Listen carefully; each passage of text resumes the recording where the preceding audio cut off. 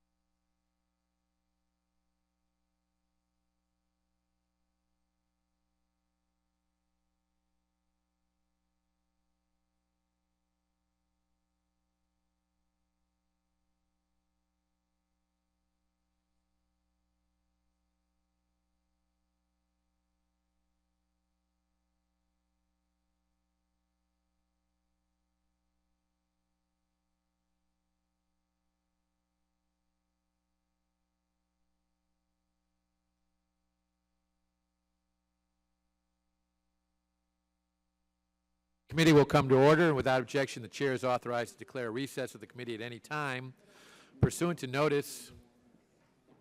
Well, as soon as we have a clerk.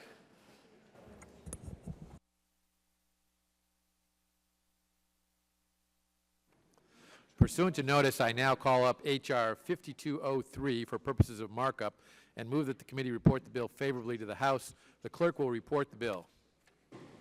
H.R. 5203, to amend the Immigration and Nationality Act to provide for new procedures pertaining to the processing of petitions and applications for immigrant or non-immigrant visas for the immigration benefits and for other purposes. Without objection, the bill is considered as read and open for amendment at any point, and I'll begin by recognizing myself for an opening statement. During a Judiciary Committee hearing late last year, a State Department Assistant Secretary testified that applicants to the U.S. Refugee Admissions Program are currently subject to the highest level of security checks of any category of traveler to the United States. And while that is good to know, it begs the question as to why, especially in this age when terrorist threats are growing exponentially, we are not vetting all foreign nationals seeking to enter the United States using, quote, the highest level of security checks possible. I am sure that in response to such a question, the administration would likely say that they have to balance the potential risk with the potential rewards, and that given the limited number of resources available to them, combined with the enormous volume of people seeking entry to the United States, they must use those resources in a way so as to not unnecessarily delay those seeking entry to the United States for legitimate purposes.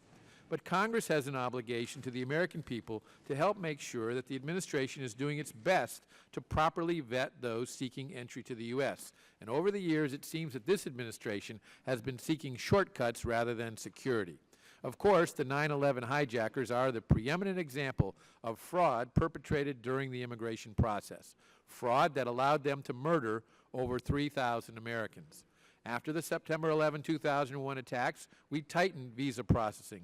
Congress created the Visa Security Program, starting with DHS units in the U.S. Embassy and Consulate in Jeddah and Riyadh, Saudi Arabia.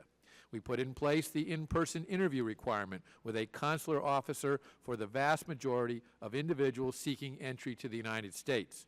Over the years, we have continued to use our oversight role to keep tabs on how the federal government is handling visa processing. It is in that vein that as chairman of the Judiciary Committee, I have requested numerous alien files from the administration during the past few years. My staff and I review them to see how applications are adjudicated and whether we believe they are approved correctly. The most notorious such alien file, of course, was that of Tashfeen Malik, who, together with her husband, murdered 14 Americans and seriously injured 22 more in a terrorist attack at the husband's place of employment in San Bernardino, California, last December. U.S. Citizenship and Immigration Services approved Malik for a fiancé visa. She used that visa to enter the United States, where she married her U.S. citizen fiancé and subsequently became a conditional lawful permanent resident. We learned from her alien file that USCIS did not even follow its own protocol set out in current regulations in approving Malik's visa. I congratulate the gentleman from Virginia, Mr. Forbes, for introducing H.R. 5203, the Visa Integrity and Security Act. Some of its provisions are a direct result of lessons learned from Malik's case. For instance, despite the fact that current regulations require a certified English translation to accompany any document containing a foreign language submitted as part of an immigration benefit application, Malik's file contained no such translation, yet the visa was still approved. And DHS admitted, after initial reports that Malik may have made terrorist-related posts to social media websites, that DHS prevents their adjudicators from conducting a simple search for publicly available posts by those who seek U.S. visas. So this bill requires DHS to take that common sense step as well. H.R. 5203 contains many other much-needed reforms to strengthen our security measures for processing visas. There is no doubt that many foreign nationals want to do us harm, and there is no doubt that many will continue to seek to exploit our immigration process in order to do so. We must be vigilant. We must have common sense practices and procedures in place to protect ourselves from harm. H.R. 5203 requires such procedures, and I urge my colleagues to support the bill. It's now my pleasure to recognize the ranking member of the committee, the gentleman from Michigan, Mr. Conyers, for his opening statement. Thank you, Chairman Goodlatte. Members of the committee, Strengthening the security of the immigration and visa issuance process is critical for all Americans. As one who believes, as I think most of us do, our nation should be a beacon of freedom and liberty, I very much appreciate the need to effectively combat terrorism while maintaining our commitment to core values. Unfortunately, H.R. 5203, the Visa Integrity and Security Act, fails to honor those core values. This failing can largely be attributed to the fact that the bill reflects absolutely no input from Democratic members of the committee, nor has this measure been the subject of any legislative hearing. Bereft of informed testimony and expert analysis, we have essentially no information about the bill's potential costs, both fiscal and social. Yet, even a superficial review of H.R. 5203 reveals its many flaws. To begin with, without any exception for age or any other factor, the bill singles out every national of Iran, Syria, Iraq, Libya, Somalia, Sudan, and Yemen by requiring the Department of State complete individualized security opinions for visa applicants from these countries. And as a result, vast amounts of agency time and resources would be dedicated to completing security advisory reports, for example, on infants, toddlers, and others who clearly pose no security risk. An even more troublesome aspect of this provision is that it singles out a handful of majority Muslim countries, thereby dehumanizing entire populations by treating all of their nationals as potential terrorists. Clearly, the more we dehumanize entire populations based on religion, the less likely they will become our allies against the real threat, namely terrorists who seek to do our nation harm.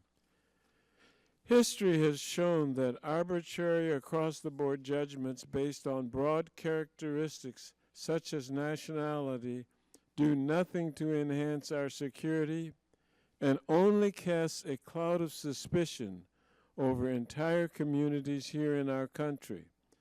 Another critical flaw of this bill is the serious privacy concerns it presents.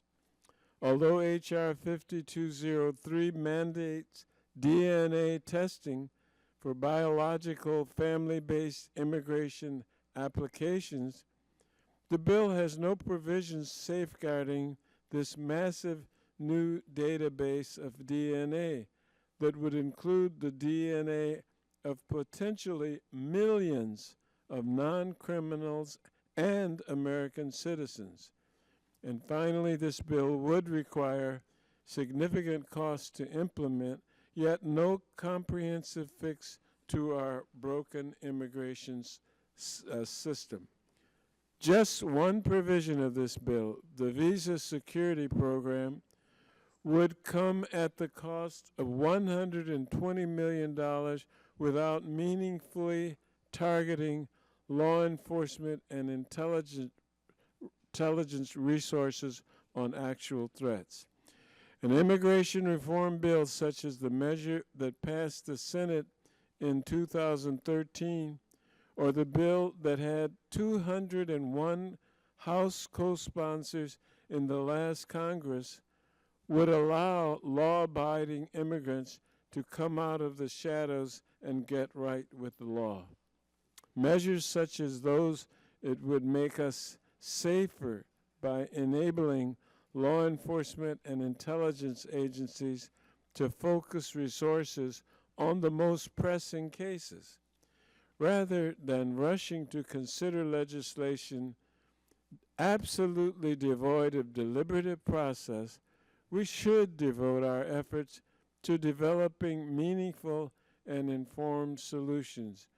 And so I respectfully urge my colleagues on both sides of the aisle to oppose H.R. 5203. And Mr. Chairman, I thank you and yield back the balance of my time. Thank you, Mr. Conyers. It's now my pleasure to recognize the sponsor of the bill, the gentleman from Virginia, Mr. Forbes, for his opening statement. Mr. Chairman, thank you. Mr. Chairman, I begin by saying Muhammad Atta, a September 11th hijacker and pilot of American Airlines Flight 11 who murdered over 2,600 people in and around the World Trade Center. Ziad Jarrah, a September 11th hijacker and pilot of United Airlines Flight 93 who murdered 40 innocent people. Tashfeen Malik, murderer of 14 Americans in San Bernardino, California on December 2nd, 2015. Quasi Nafis, who planned to bomb the Federal Reserve Bank building in New York. Khalid Alim Al-Asari, who planned to bomb dam reservoirs and other high-profile targets around the United States. What do all these individuals have in common? They all weaponized U.S. visas. They all planned terrorist attacks to murder Americans on U.S. soil. In some cases, they were successful, and the death toll is in the thousands. Thankfully, in some cases, they were detected and arrested before they could follow through with their plots. Of course, the list I mentioned is not comprehensive, and as we sit here today, aspiring terrorists across the world continue to plot to exploit U.S. immigration policy in order to gain entry to the United States. However, as you all know, Congress has a duty to the American people to make necessary yet common sense changes that help improve the security of the visa screening process and bring it into the 21st century. I've introduced H.R. 5203, the Visa Integrity and Security Act, to make such changes.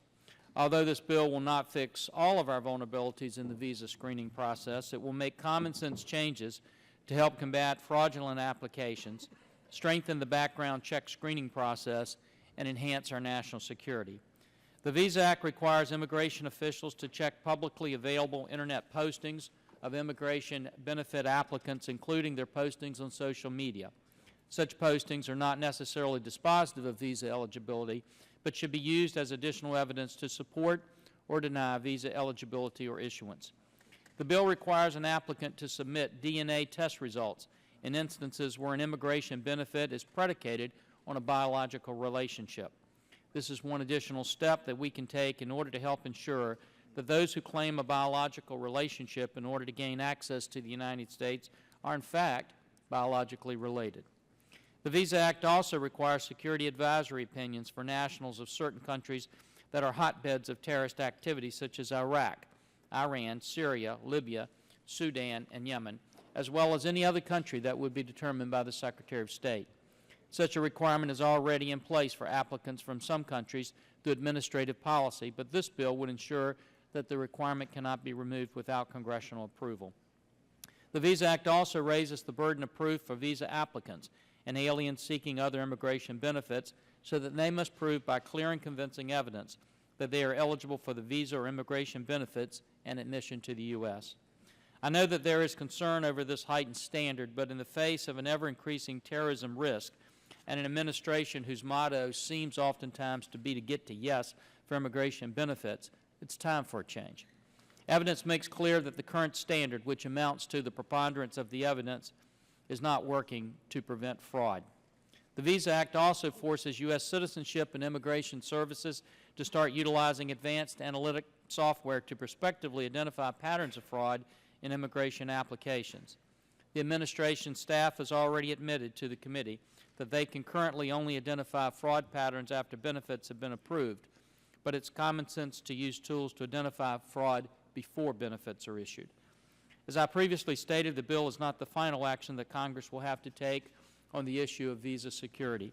And to that point, the bill contains a requirement that the Government Accountability Office conduct a review of the visa process and report to Congress on their findings and recommendations. Terrorists use travel documents as weapons. The bill strengthens our visa screening security with common sense provisions to enhance national security and the integrity of our immigration system. I want to thank Chairman Goodlatte and Subcommittee Chairman Gowdy for their commitment to the challenges we face within our visa screening process and their support in drafting this bill with me. I urge my colleagues here today to support H.R. 5203. Mr. Chairman, I'd like to request unanimous consent to insert in the record a letter from the Federation for American Immigration Reform in support of this bill. And with that, I yield back the balance of my time. Without objection, the letter will be made a part of the record, and I thank the gentleman, and it's now my pleasure to recognize the ranking member of the Subcommittee on Immigration and Border Security, the gentlewoman from California, Ms. Lofgren, for her opening statement. Thank you, Mr. Chairman. Integrity and security in the immigration and visa issuance process are important goals that we all share. And the Republican bill we're considering today may appear on its face like a reasonable proposal. In fact, the bill would add multiple new onerous and ineffective requirements, causing months or years-long delay on top of already lengthy processing times, and wreak havoc on the U.S. immigration system. This bill treats all immigrants and visa applicants as if they're criminals, notwithstanding whether the individual is the parent or child of a U.S. citizen, the spouse of a soldier serving in the U.S. Armed Forces, or a skilled worker who has been legally studying and living in the United States with no criminal record for over a decade. The so-called Visa Integrity and Security Act of 2016 would do what nativists and anti-immigrant immigration interests have been trying to do for years: bring legal immigration effectively to a halt. Far from making our country safer, this bill would divert agency resources and attention from cases that present real threats. The bill requires DNA testing at the expense of the immigrant family for all applications and petitions predicated on a biological relationship. It does this even when there is no indication of fraud or other questions about the family relationship. Nursing mothers would be required to undergo DNA testing for their babies, and presumably adopted children would be excluded.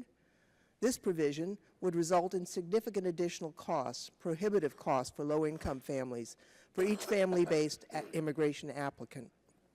And the federal government essentially will be collecting and presumably holding DNA for millions of people, including U.S. citizens, who are petitioning for family members abroad and non-citizens with no criminal records. There are no provisions in the bill for safeguarding this massive new DNA collection. The bill, as introduced, requires an in-person interview for nearly all applications and petitions, with a waiver only for children who would be 10 years of age or younger at the time of interview. Even with the manager's amendment, this would be a huge new burden on the Immigration Service and cost untold millions. For Republicans who claim to be in favor of small government, this would mean hundreds of thousands, if not millions, of new interview and hiring, possibly thousands or hundreds of thousands of new immigration officers. It would apply in cases where, for example, the applicant has already been interviewed at a consular post abroad, screened by CBP at the point of entry, and interviewed multiple times previously by USCIS. The bill requires interviews even when the individual has lived legally in the U.S. with no criminal record for 10 or 20 years as a student, temporary visa holder, or as a pending applicant waiting in years-long visa backlog lines.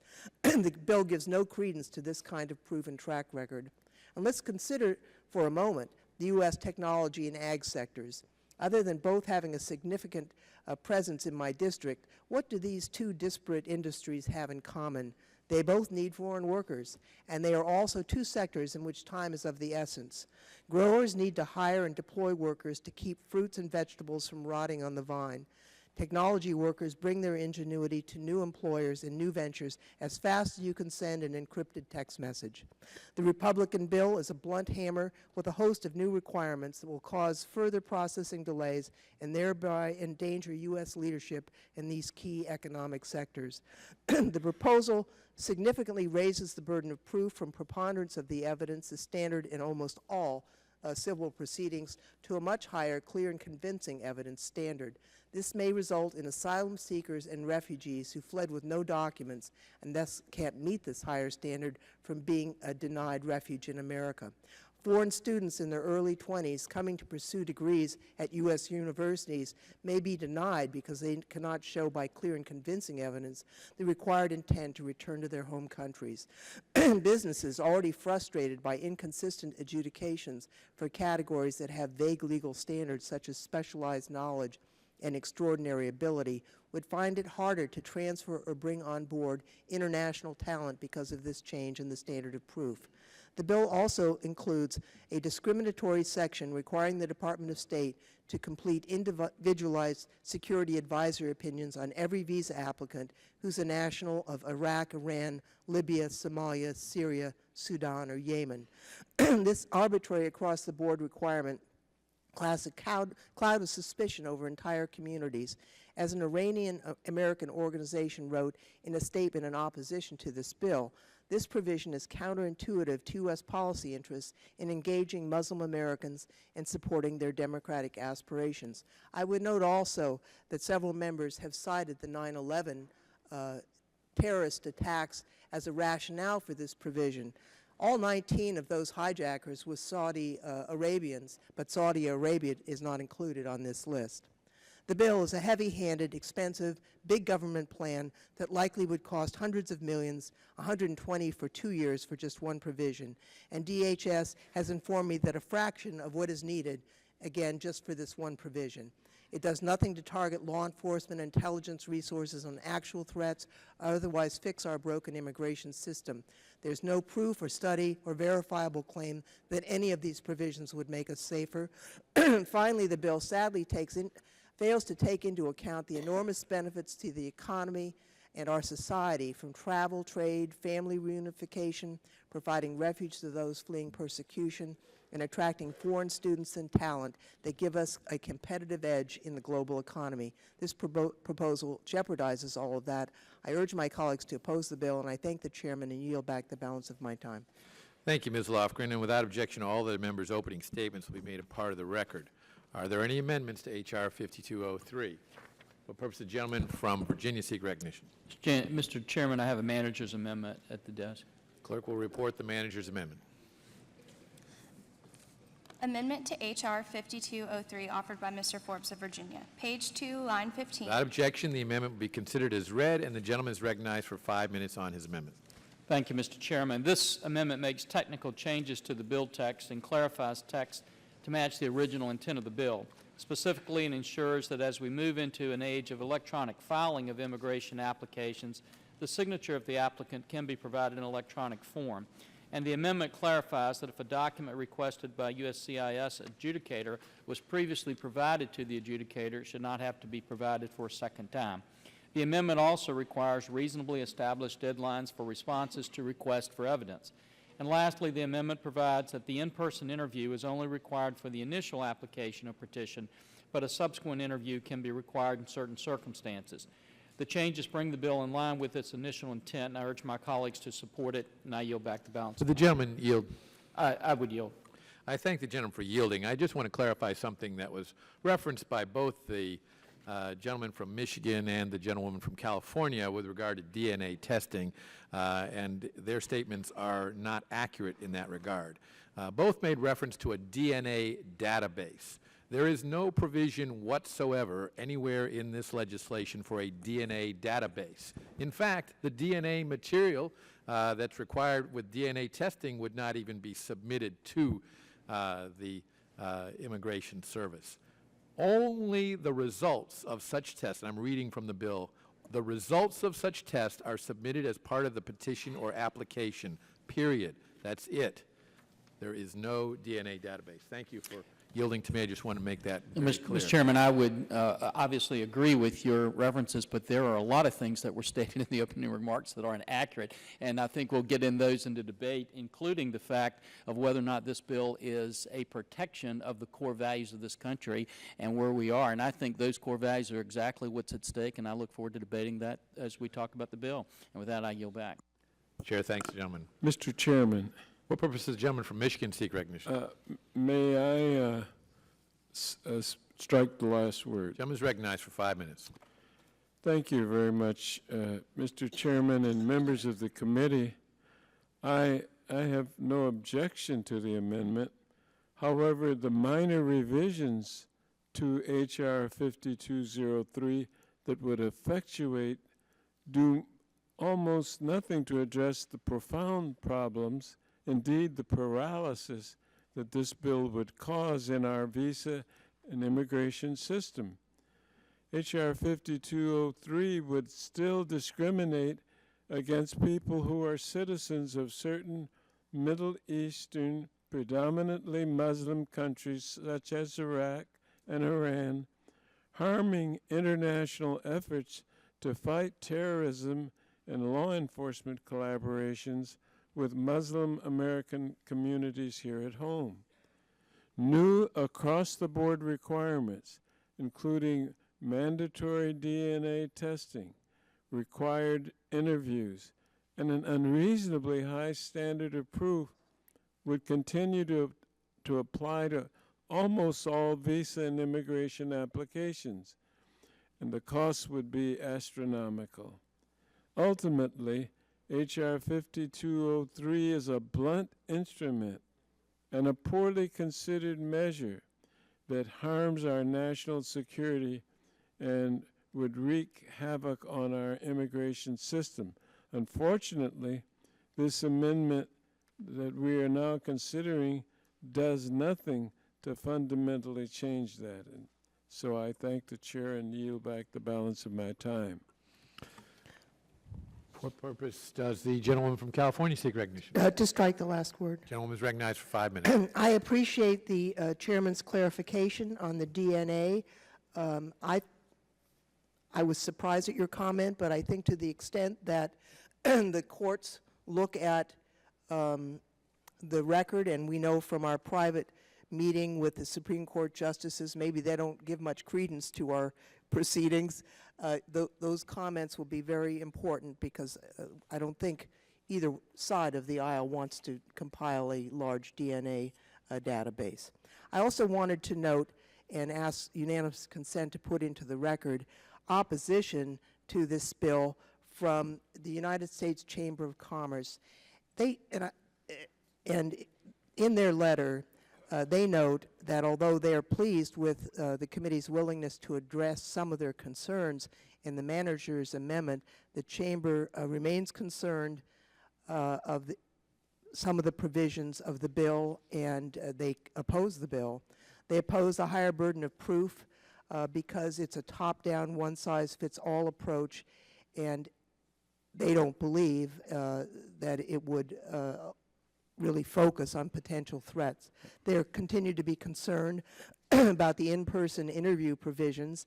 Although accommodations were made, they acknowledge in the manager's amendment to initial petitions alone, it would still require a massive increase in personal interviews, increased costs, dramatic delays, really for no increase in security, and what they say is injects in another element of uncertainty for members of the Chamber of Commerce and their employees. They further object to the DNA testing requirements, and I will not summarize their letter, but merely ask for unanimous consent to place it into the record. Would the gentlelady yield? Yes. And I'm certainly not going to object because I think the letter should go in the record, but I do question your characters. Where did they say that they oppose the bill? They say they have concerns about the bill, but this letter is not an opposition to the bill. It's expressing concerns with provisions in the bill. Isn't that correct? Well, yes. And the Chamber was very specific that this is not an opposition to the bill. It's expressing concerns with provisions in the bill, which quite often happens. So I have no objection to putting the letter in because the letter will speak for itself. Well, I took their concerns as objection, but I don't want to mischaracterize their letter. Thank you. Let's That's put the entire letter into the record because they do object to the various provisions of the bill. I'd like to also ask unanimous. Without objection, the letter will be made a part of the record.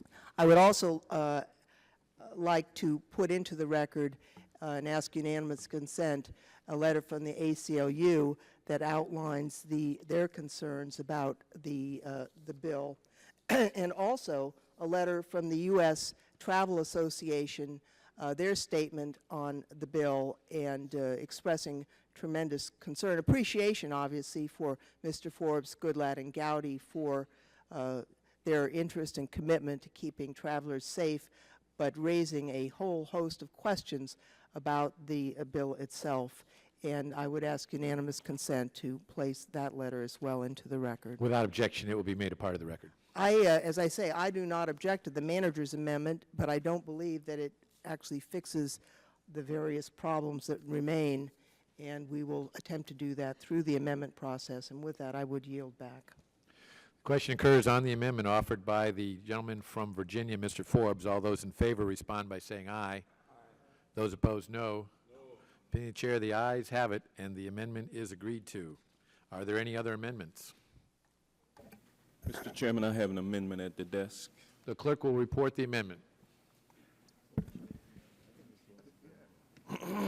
So, reserve an objection. Jim, if you would, reserve a point of order.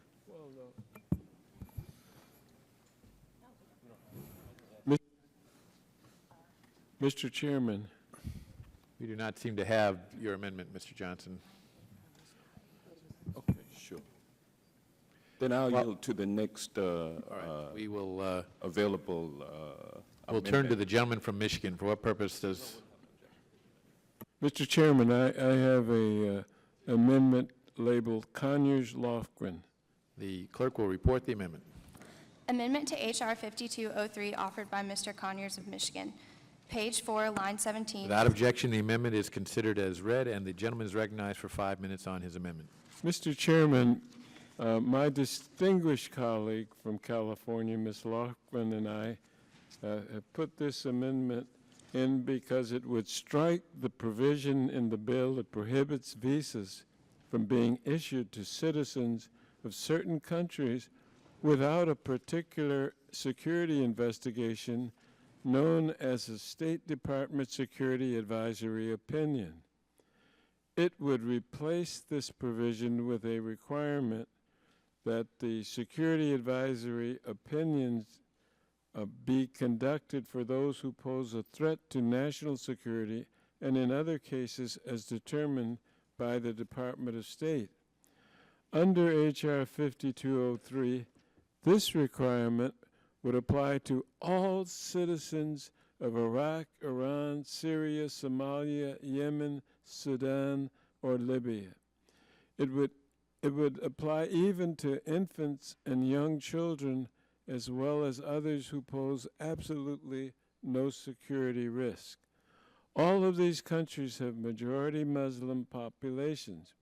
By subjecting only nationals of these 7 countries to the new requirement, our country sends the wrong message to the world that we have set aside our core commitment to religious freedom and now view all Muslims as terrorists or potential terrorists. This assertion may win votes, but it's simply not true. In fact, the victims of terrorist attacks are overwhelmingly Muslim. Muslim American communities and the residents of the countries named in this bill are among our most critical national security allies. If we embrace this discriminatory provision, we'll not only burden the children and the families who seek to study, work, reunite, or find protection on our shores, but we will have lost a tremendous opportunity to share American values and freedoms abroad and to protect our own citizens. And so for this reason, and because the bill would drain resources from the strong and careful security measures that our agencies already employ, I urge my colleagues to support our amendment. And I yield back the balance of my time unless the gentlelady wants me to yield. Appreciate it if the gentleman would yield. I would be very pleased to yield, and thank you for co-sponsoring this with me. I think this is an important amendment, and unfortunately, the security advisory opinion, although important if triggered by fraud, does add delay and extra time to all applications. This requirement would be applied across the board, whether or not the visa applicant was an Iranian democratic activist, an Iraqi who fought side by side with U.S. forces, or a baby, as Mr. Conyers has said. It would undermine efforts to support democratic reforms in Iran and other countries by targeting human rights activists and others working to improve their own governments, and would create enormous costs and delay. It would hurt families and refugees and businesses. Now, the State Department and Department of Homeland Security already conduct extensive background security checks, including SAOs when appropriate. This requirement is duplicative of the State Department's targeted use of national security resources. And in fact, I think the consular officer and USCIS employees are required to check interagency national security databases when reviewing visa applications and immigration benefit applications.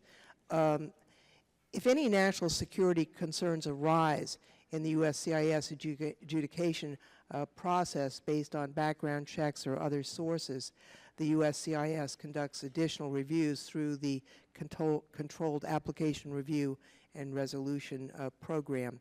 Now, this proposed new requirement, although I'm sure intended to make us safe, I think would make us less safe.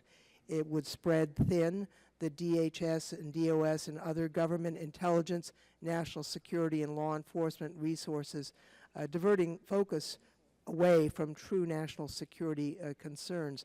The static list of countries is both under and over-inclusive. It would include Iranian nationals who oppose their authoritarian regime, but as I mentioned in my opening statement, does not include Saudi Arabia, the country where the 9/11 hijackers came from.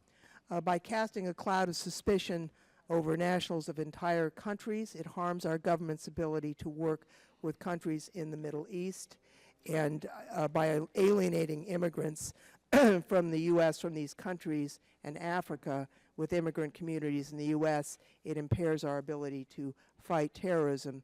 I would note that we have letters of opposition from the Public Affairs Alliance of Iranian Americans and the National Iranian American Council, and I would ask unanimous consent to place those letters in the record, Mr. Chairman, and yield back. The time of the gentleman has expired, and without objection, the letters will be made a part of the record. For our purpose, the gentleman from Virginia seek recognition. Strike the last word. The gentleman is recognized for 5 minutes. Mr. Chairman, I oppose this amendment, and I urge my colleagues to do the same. And let's walk through some of the clarifications of what have been brought forward. First of all, gentlelady from California says this would be duplicative. This would not be duplicative. It would be codification of many of the things that are already done. Security advisory opinions are deep dive checks performed by law enforcement and other agencies into the background of a visa applicant. If in fact these are a bad idea and these would make it more difficult to vet potential people coming to the country, then the administration has been misrepresenting this, because one of the reasons that the administration claims that the Syrian refugees receive the highest possible security checks is precisely because such refugees get the SAOs. The second thing is we've heard this argument about listing these countries. Gentlelady from California did support H.R. 158. While it is true the ranking member was one of 17 members in Congress who objected to that bill, in the visa waiver program that we passed, the countries listed in that bill specifically were State Department's list of state sponsors of terrorism, but it gave the Secretary of the Department of Homeland Security the ability to come back and indicate other countries. These are the countries that were brought back pursuant to that provision and actually added on there. The bottom line is, when you look at core values, coming to this country, whether we like it or not, is still a privilege. It is an important privilege. Nevertheless, it's a privilege. Being secure in this country is a core value that we have to have. I think these SAOs go a long ways to making sure that that actually happens. I think it's a right the American people are entitled to, and I hope that we will reject this amendment. Mr. Chairman, I yield. I thank the gentleman for yielding. I just want to again point out an inaccurate statement by the gentlewoman from California when she referred to how inappropriate it would be to subject Iraqis who fight with us, who help us in our efforts in Iraq, to the SAO, to the Security Advisory Opinion. In point of fact, all Iraqi SIVs and Afghan SIVs right now, today, are subjected to the Security Advisory Opinion, the SAO. Now, these are the people who I would say, of all these people in all these countries, they have done the most for us. And if they're subjected to this, there is absolutely nothing wrong with subjecting others to this from these same countries and other And countries Mr. Chairman, that have these kind of problems. you correctly state that the SAOs are currently required by the administration for visa applicants or nationals of certain countries. The provision simply codifies that practice to ensure the nationals of countries that are hotbeds of terrorist activity are subject to a heightened level of scrutiny during the visa issuance process. And, Mr. Chairman, this is just a common sense measure that we think gives another layer of protection for security of the American people. And with that, I yield back. I thank the gentleman. Mr. Chairman, For what purpose does the gentleman from California seek to strike the recognition? last word. The gentleman is recognized for 5 minutes. I just wanted to comment further on the list in the bill on page 4. I think it's a mistake to codify this list, and probably it was a mistake to do so in the bill that we previously so widely supported. I do think that in the case of the visa waiver bill, we were able to proceed because of the very ample waiver provisions provided to the executive branch, which have been used since the passage of that bill. And it was with that in mind that we were able to proceed. I would note that since the passage of that bill, certain other complications have become more apparent to all of us. One is the issue of so-called dual nationals. Now, it is, I think, the position of the United States, and obvious it should be, that if we have an American citizen, the mere fact that some other country claims that they are a citizen of that other country is immaterial to us. But there are certain countries that claim Americans as their citizens, whether or not the American agrees. For example, it's not on this list, but in Greece, if you are of eligible age for the Army, you can be drafted if you're an American, even though you don't think you're Greek. Iran is another situation, and I mention that because it's on the list. We have Americans of Iranian descent who left Iran when the Shah was deposed by the radicals. Iran considers those Americans Iranians, even though those Americans do not consider them that.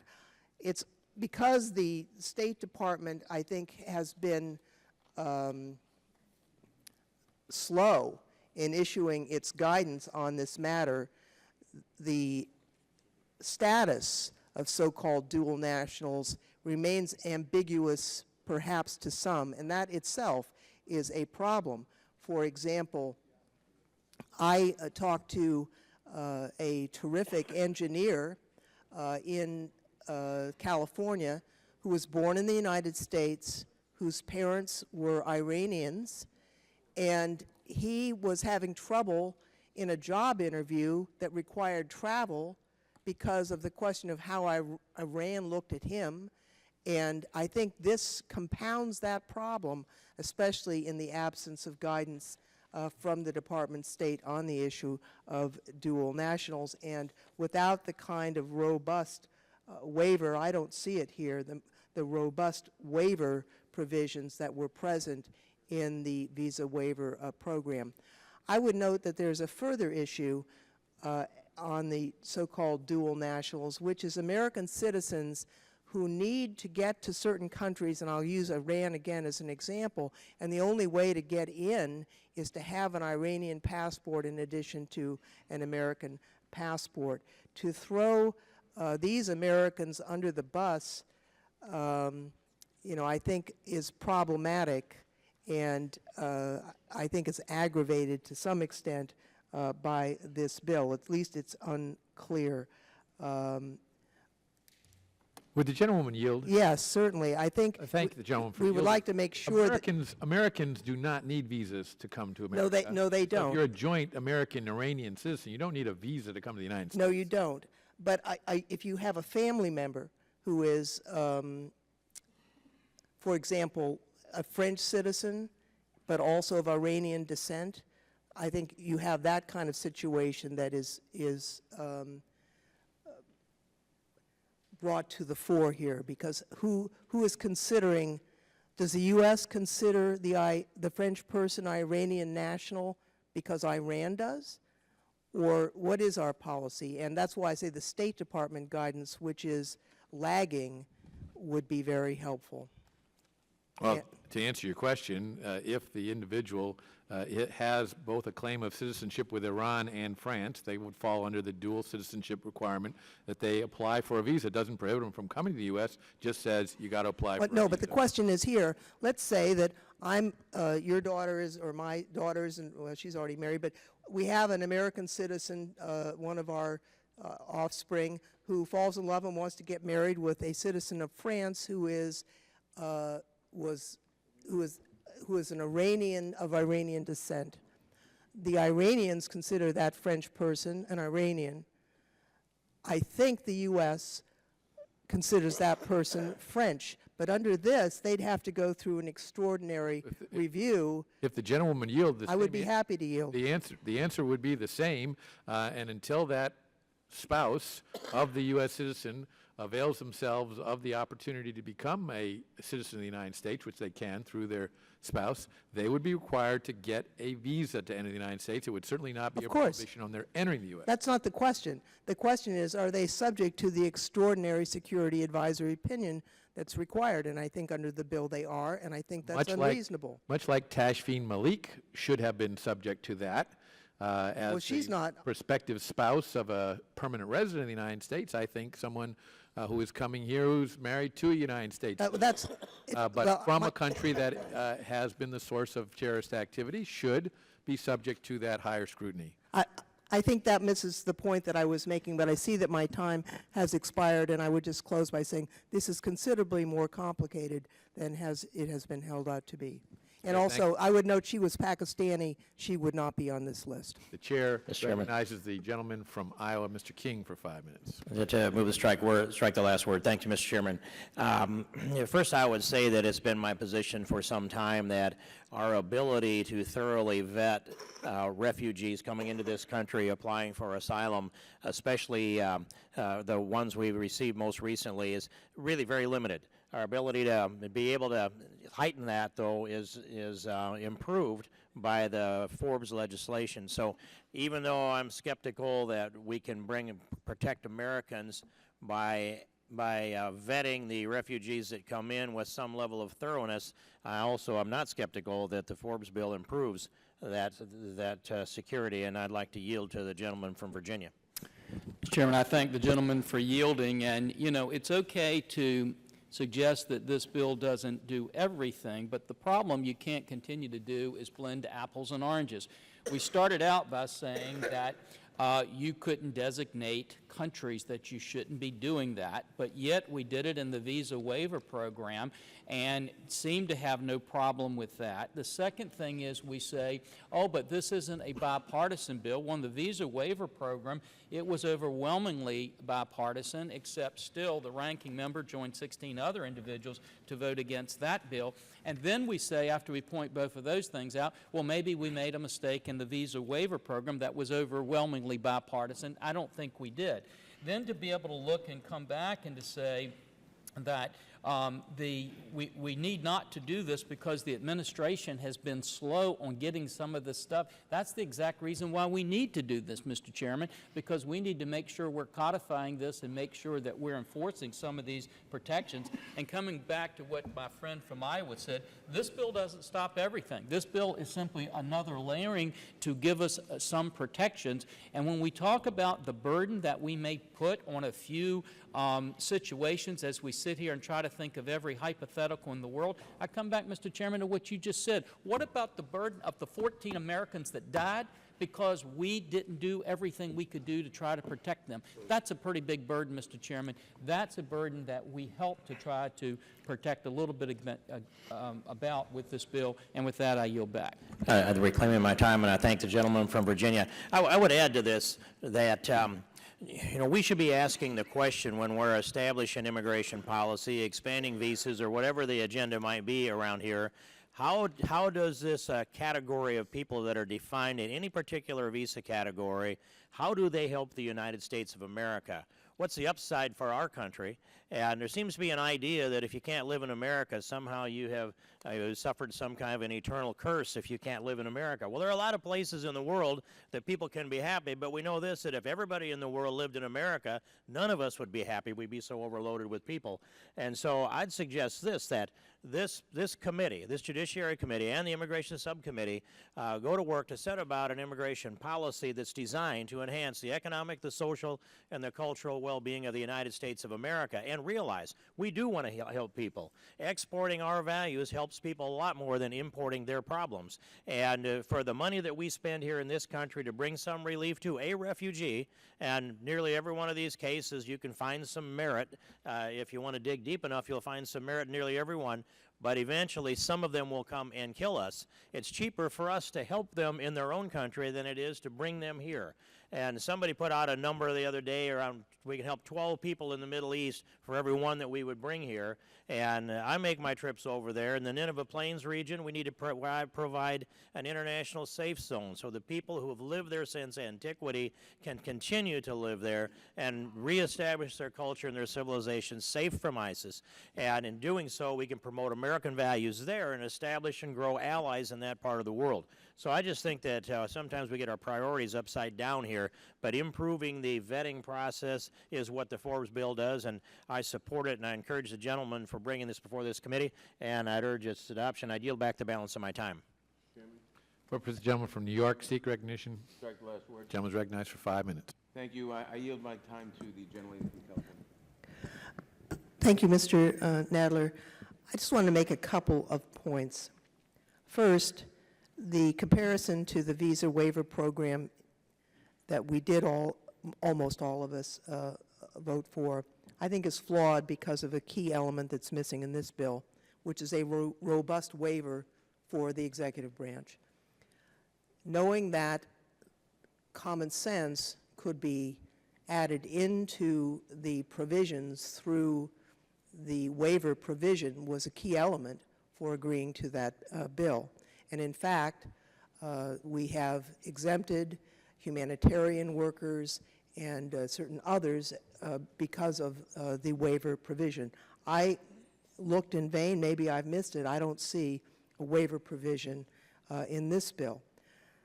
Secondly, I think it's a mistake to suggest that we're always doing a favor to someone else who's coming in to help build our economy and country. And I'll just use Iranian Americans as an example, because Iranian Americans in the Silicon Valley have played a substantial positive role in the creation of technology companies, in the venture capital world. I mean, it's really to think that our country has not greatly benefited from that community would be a huge mistake. I mean, just a huge mistake.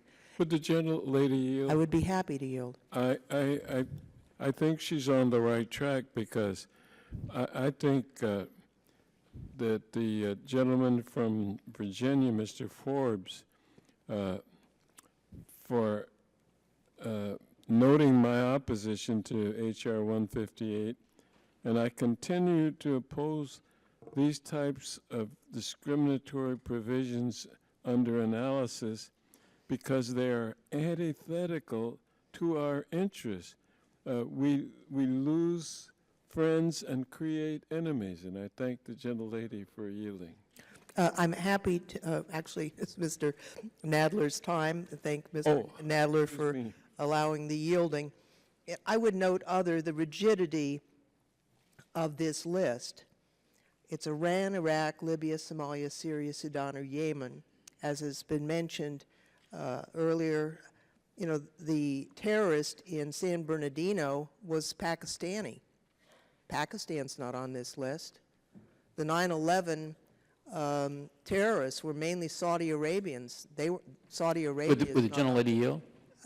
Let me finish, and then I will see if Mr. Nadler wishes to yield. I'm not saying that a security advisory opinion should not, in some cases, be selected. What I'm saying is that there ought to be a reason to do that, that there ought to be a trigger, that there ought to be some reason to go through that process. This is it's a lot of work, and it ought to be targeted towards those who would do us harm, as it's done now. And you know, it may be that we want to have a workshop with the State Department to go through. We don't want to do that in public because we certainly don't want potential terrorists to know what the triggers might be, but to have a better understanding of what indicators would initiate an SAO. And it may be that there should be improvements made administratively in that, but that should not be codified, because we need to be nimble and flexible as we deal with the terrorist threat. We can't put something in a code and expect that, you know, 15 years from now, as the terrorist threat morphs, it's going to be the same. I'll just note, as we mentioned the other day at a executive oversight hearing, I had occasion to go back recently and reread Section 1201 of the Digital Millennium Copyright Act. And at the end of the statute, there's an extensive provision about piracy, which we all oppose, and it talked about Betamax and VCRs and magnetic strips and the different kinds of magnetics. We put that in the code. I mean, that looks ridiculous. And we need to set principles and then have the administration fulfill those principles. The drafting of this falls short of that general policy, and I think is defective because of that. And so I would yield to Mr. Nadler and thank him for yielding me the time. And if I have any time left, I'll yield to the gentleman from... Without objection, the gentleman from New York is recognized for an additional minute for the purpose of yielding to the gentleman from Virginia. And I thank my friend for yielding. I just wanted to clarify that if additional countries need to be put on here, we do the same thing we did with the visa waiver program. The Secretary of State can add those programs on there, or those additional states on there. So that is just a misreading of the bill, that they didn't have that flexibility. And thank the gentleman for yielding. You're quite welcome. Just reclaiming my time, I simply want to say this whole provision makes mandatory a very burdensome and costly provision where it should be discretionary on cause. It's discretionary on cause now. As the gentlelady from California said, maybe we should hold some talks with the State Department or State Department, Department of Homeland Security about changing some of the guidelines, but to waste huge amounts of money and time by making this mandatory across the board makes no sense at all. I oppose the, and I therefore yield back. Purposes, gentleman from Tennessee, seek recognition. Thank you. To strike the last word. Gentleman's recognized for 5 minutes. One concern I've had, and there are many, I'm concerned about the bill in general, but I did vote for the bill we passed earlier, and I thought about it later, which was a bad time to think about it, and why we didn't have Saudi Arabia in it. And when Mr. Forbes yield and explain to me why Saudi Arabia, where all of the 9/11 murderers came from, is not included here? I'd be happy to. First of all, as we pointed out, the same process we used in the visa waiver program, that we allow the Secretary of State could designate additional states in here if they deem that appropriate to do. And so we have allowed that flexibility that was in here. If you think Saudi Arabia should be in here, you certainly can offer an amendment to put Saudi Arabia in here. If you don't want to do that, you can allow the Secretary of State to add that if he thinks that's appropriate to put in there. Well, I understand the Secretary of State could add, and that's good, but the Secretary of State wouldn't probably have any of these countries. So, I mean, to say they could add is... Well, if you look at the visa waiver program, we started out with some, and many of these countries were added in by the Secretary at a later point in time. So I would disagree with you. In fact, I think you'll find that many of these SAOs are already being conducted in these countries right today as we speak. And there's been an argument, gentleman from New York just pointed it out, about the additional cost and whether or not we shouldn't have huge latitude with the administration not to do that. The very reason we need to do this is because the administration took that latitude when it came in and said it didn't have to enforce existing immigration laws because of prosecutorial discretion. We think these are common sense things that we need to do, and they should be codified. When would you foresee this bill going into effect if it was passed in a rather expeditious fashion. Well, as the gentleman, I take it you're Yes, sir. asking me, as the gentleman knows, this committee can only control when we pass it out of here. I have no idea when it'll come to the floor, whether it passes the Senate, and I certainly don't know if or when the president would sign it into law. But that doesn't mean that I don't think it's the right thing to do, and I hope that it will pass out of this committee today. Well, I understand that. It just seems that I know it takes a while, and the Senate would have to pass it, and the president would veto it. We come back, but it would take a long time, and it presupposes, I guess, Mr. Trump's not going to be president because he's not going to let any of these folks in unless they can prove they're Christians or Jews. Well, if the gentleman has spoken to Mr. Trump about this bill, he's done more than I have. I've only worked on the bill for this committee because I think this is the right thing for this committee to do. But he's not I going hope to we let get any it passed Muslims in today. the country, and most of these people are Muslim. Unless they're Christians or Jews, they could convert, and they could come over, you know, and show that they were Christians or Jews. But if not, they're not going to get in the country. So I don't think when many of these countries were designating the visa waiver program that anybody was looking at getting either Secretary Clinton's approval or Mr. Trump's approval or Mr. Sanders' approval for that bill. We did it because we thought it was the right thing to do. It was done on an overwhelming bipartisan basis because it was the right thing to do. I believe this is the right thing to do, and hopefully we'll have a bipartisan vote for it. thank you. I'd just like to comment on one other thing. Mr. King, my friend Mr. King said something about these people bring us their troubles and problems, and sometimes they do. They're refugees. But, you know, Einstein and I think Jonas Salk and quite a few other people that brought a lot of great things to this country were immigrants. And so sometimes immigrants bring us resources that put together with American ingenuity and opportunity can create vaccines and theories and for the benefit of mankind. And it was wonderful to have them here sometimes. Thank you. Would the gentleman yield? Yeah, I will. I think Mr. Shabbat, I'll do anything for you all. I was just contemplating what you were saying about the next president not allowing certain groups into the country, and I just hope that our next president, whether it's a Republican or a Democrat, understands that they're in the executive branch of the government, and there is a legislative branch, and we're an equal branch in power, and the judicial branch as well. And the president shouldn't be, and I think constitutionally, can't make a lot of the decisions that this president has made. So when it comes to who comes into this country and who doesn't come into this country, I would hope that maybe the next president includes the elected representatives of the American people to be involved in that decision. And I thank the gentleman for yielding. And I don't disagree with you. And I know Mr. King's got a committee and I'm ranking, and there are some things there that are valid and need to be looked at. I understand. Thank you. I yield back. Question occurs on the amendment offered by the gentleman from Michigan and the gentlewoman from California. All those in favor respond by saying aye. Aye. Those opposed, no. No. Being the chair, the noes have it, and the amendment is not agreed to. A recorded vote is requested, and the clerk will call the roll. Mr. Goodlatte? No. Mr. Goodlatte votes no. Mr. Sensenbrenner? No. Mr. Sensenbrenner votes no. Mr. Smith? Mr. Shabbat? No. Mr. Shabbat votes no. Mr. Issa? No. Mr. Issa votes no. Mr. Forbes? Mr. Forbes votes no. Mr. King? Mr. King votes no. Mr. Franks? Mr. Gomert? Mr. Jordan? Mr. Poe? Mr. Poe votes no. Mr. Chaffetz? Mr. Marino? Mr. Gowdy? Mr. Labrador? Mr. Farenthold? Mr. Collins? Mr. DeSantis? Ms. Walters? Mr. Buck? No. Mr. Buck votes no. Mr. Ratcliffe? Mr. Ratcliffe votes no. Mr. Trott? No. Mr. Trott votes no. Mr. Bishop?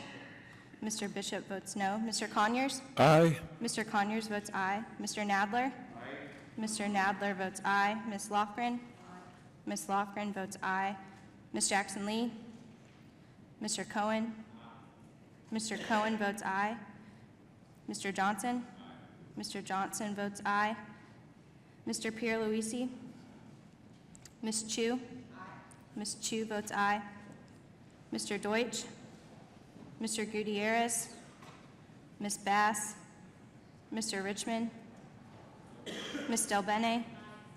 Ms. Del Bene votes aye. Mr. Jeffries? Mr. Cicilline? Mr. Peters? The gentleman from Arizona, Mr. Franks. Mr. Franks votes no. The gentleman from Florida, Mr. DeSantis. Mr. DeSantis votes no. Gentleman from Utah, Mr. Chaffetz. Mr. Chaffetz votes no. The gentleman from Pennsylvania.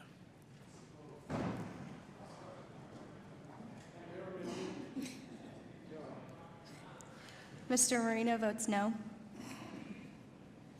Has every member voted who wishes to vote? The clerk will report.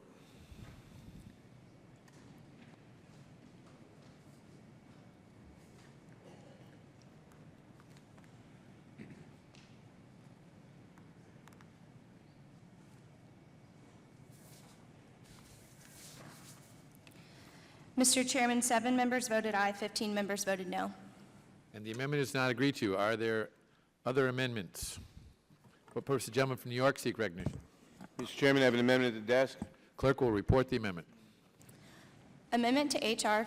5203 offered by Mr. Nadler. Page 12, strike line 18, and all that Without follows. objection, the amendment will be considered as read, and the gentleman is recognized for 5 minutes on his amendment. Thank you, Mr. Chairman. My amendment would strike Section 5 of the bill, an unnecessary provision that requires all visa and immigration applicants to meet a much higher burden of proof than is required under current law. It is just one more in a long line of provisions advanced by the majority that would essentially grind our immigration system to a halt and reverse our proud history of welcoming immigrants to our shores. Under current law, any person applying to enter the United States has the burden of showing to the satisfaction of the consular officer, that's the statutory language, reviewing their case, that he or she is eligible to receive a visa or other document required for entry. Under well-established case law, immigration service officers make decisions and applications and petitions using the preponderance of the evidence standard, which is generally understood to mean that a fact is more likely than not. This is the standard used in nearly all civil proceedings and calls for an applicant to bring forth relevant, probative, and credible evidence. We then trust the highly trained and dedicated men and women of the State Department and the Department of Homeland Security who serve as consular and immigration officers to reach a reasonable conclusion about the application before them. This bill, however, would significantly increase the burden of proof that an applicant must meet to the much more restrictive standard of clear and convincing evidence. By elevating the burden of proof across the board so dramatically, this bill will lead consular and immigration officers to deny legitimate applications even when there are no security concerns, and even when, based on the officer's expertise, experience, and judgment, they have concluded that the application should be approved. As the Niskanen Center notes in its statement for the record on today's markup, this will injure U.S. citizen sponsors and impose significant costs on the U.S. economy. Consular and immigration service officers do not take their jobs lightly. They apply their current standard rigorously, and they already deny thousands of applications every year. But this bill offers no guidance as to how they should apply this new higher standard, which will inevitably lead to endless litigation and confusion. We all appreciate the need to keep Americans safe and to carefully screen anyone who wishes to enter this country. But rather than taking a targeted approach to enhance our security, this provision is overly broad and will have serious consequences across the immigration system. For example, asylum seekers and refugees forced to flee their home countries under the most extreme circumstances would face an almost impossible task. They most likely have fled with little or no documentation in their possession and no ability to access such documents once they arrive here. This bill would now ask them to prove with clear and convincing evidence that they have a legitimate claim, while all the documents that might be used for such proof are not available. That is nothing more than an invitation to be denied and sent back to the horrific conditions they so desperately tried to escape. Meanwhile, this legislation would dilute the talent pool in higher education and in the workforce by requiring foreign students and potential employees to overcome this needlessly elevated burden of proof. Foreign students who wish to attend our elite universities would somehow, at age 18 or 19, need to demonstrate with clear and convincing evidence that they intend to return to their home countries. How could that be done? So would the millions of foreign tourists who visit the United States each year, generating billions of dollars for our economy. They would have to prove by clear and convincing evidence that they intend to return. How could that be done? And employers who wish to sponsor exceptional talent to work in their company would have to prove with clear and convincing evidence that potential employees satisfy what are already amorphous legal standards like specialized knowledge and extraordinary ability. This heightened standard would only serve to make us less competitive in the global economy. I do not think that this is the intention of the bill's sponsors. I hope their intention is not simply to make it so difficult to enter this country that the entire flow of immigrants will be reduced to a trickle. But I fear that this may be the case, considering the other measures they have brought forward, which treat all immigrants as criminals, as threats to our national security, and as a drain on our nation's resources, instead of the boon to our economy and our society that many are. We should defeat the underlying legislation, but I particularly urge my colleagues to support this amendment to strike from this bill this misguided provision, increasing the burden of proof to, in what in many cases are impossible levels for no good reason. Would the gentleman Would the gentleman yield? yield? I'll yield to the gentleman's permission. I just wanted to concur with the gentleman, and I'm going to submit some remarks in support of your position. I think you're absolutely correct. I thank the gentleman. I yield to the gentlelady from California. I just want to speak briefly in support of the amendment. This higher evidentiary standard would be on for everything, and it really has nothing to do with terrorism. It would, I think it's the reason why the National Association of International Educators has come out in opposition to this. I would like to ask unanimous consent to place in the record letters from the Refugee Council, the Church World Services, the Christian Reformed Church, the NAFSA, the Association of International Educators, along with the Niskanen Center and the American Immigration Lawyers Association, all of whom are concerned about the bill, but also this provision, which, as the gentleman from New York has pointed out, would in effect likely prevent, or at least greatly confuse, the capacity of 18-year-old hotshots who've been admitted to Stanford to study physics. At 18, you're not going to be able to meet this evidentiary standard that you're going to be able to return home. There's no dual intent provision for students as there is for H-1B visa applicants. I think it's really not a good idea, and I support the gentleman's amendment. Mr. Chairman. Reclaiming my time, I want to make one further comment, and that is... Gentleman's time has expired. Without objection, the gentleman is recognized for an additional minute. I thank the chairman.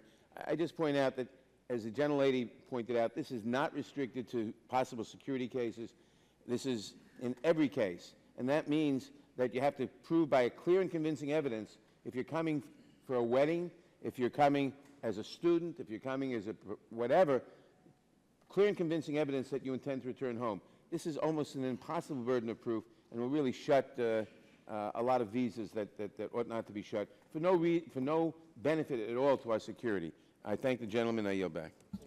Mr. Chairman. What purpose does the gentleman from California seek I recognition? rise in opposition to the, move to strike the last word. The gentleman is recognized for 5 minutes. Chairman, I'm pleased and honored to also serve on the Foreign Affairs Committee, and in that capacity, I remember the late Henry Hyde preserving the State Department's ability to have the consular section.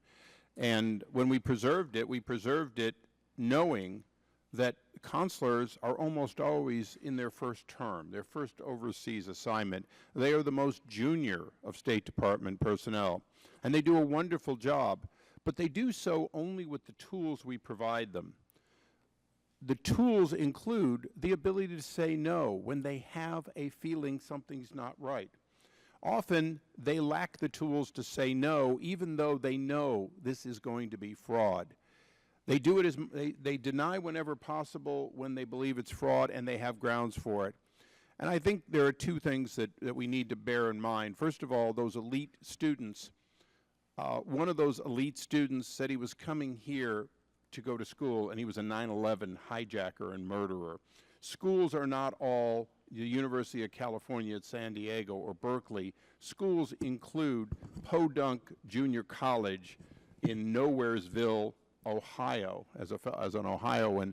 The fact is, these are not all elite schools, and 40% of all undocumented persons in this country came here under visas.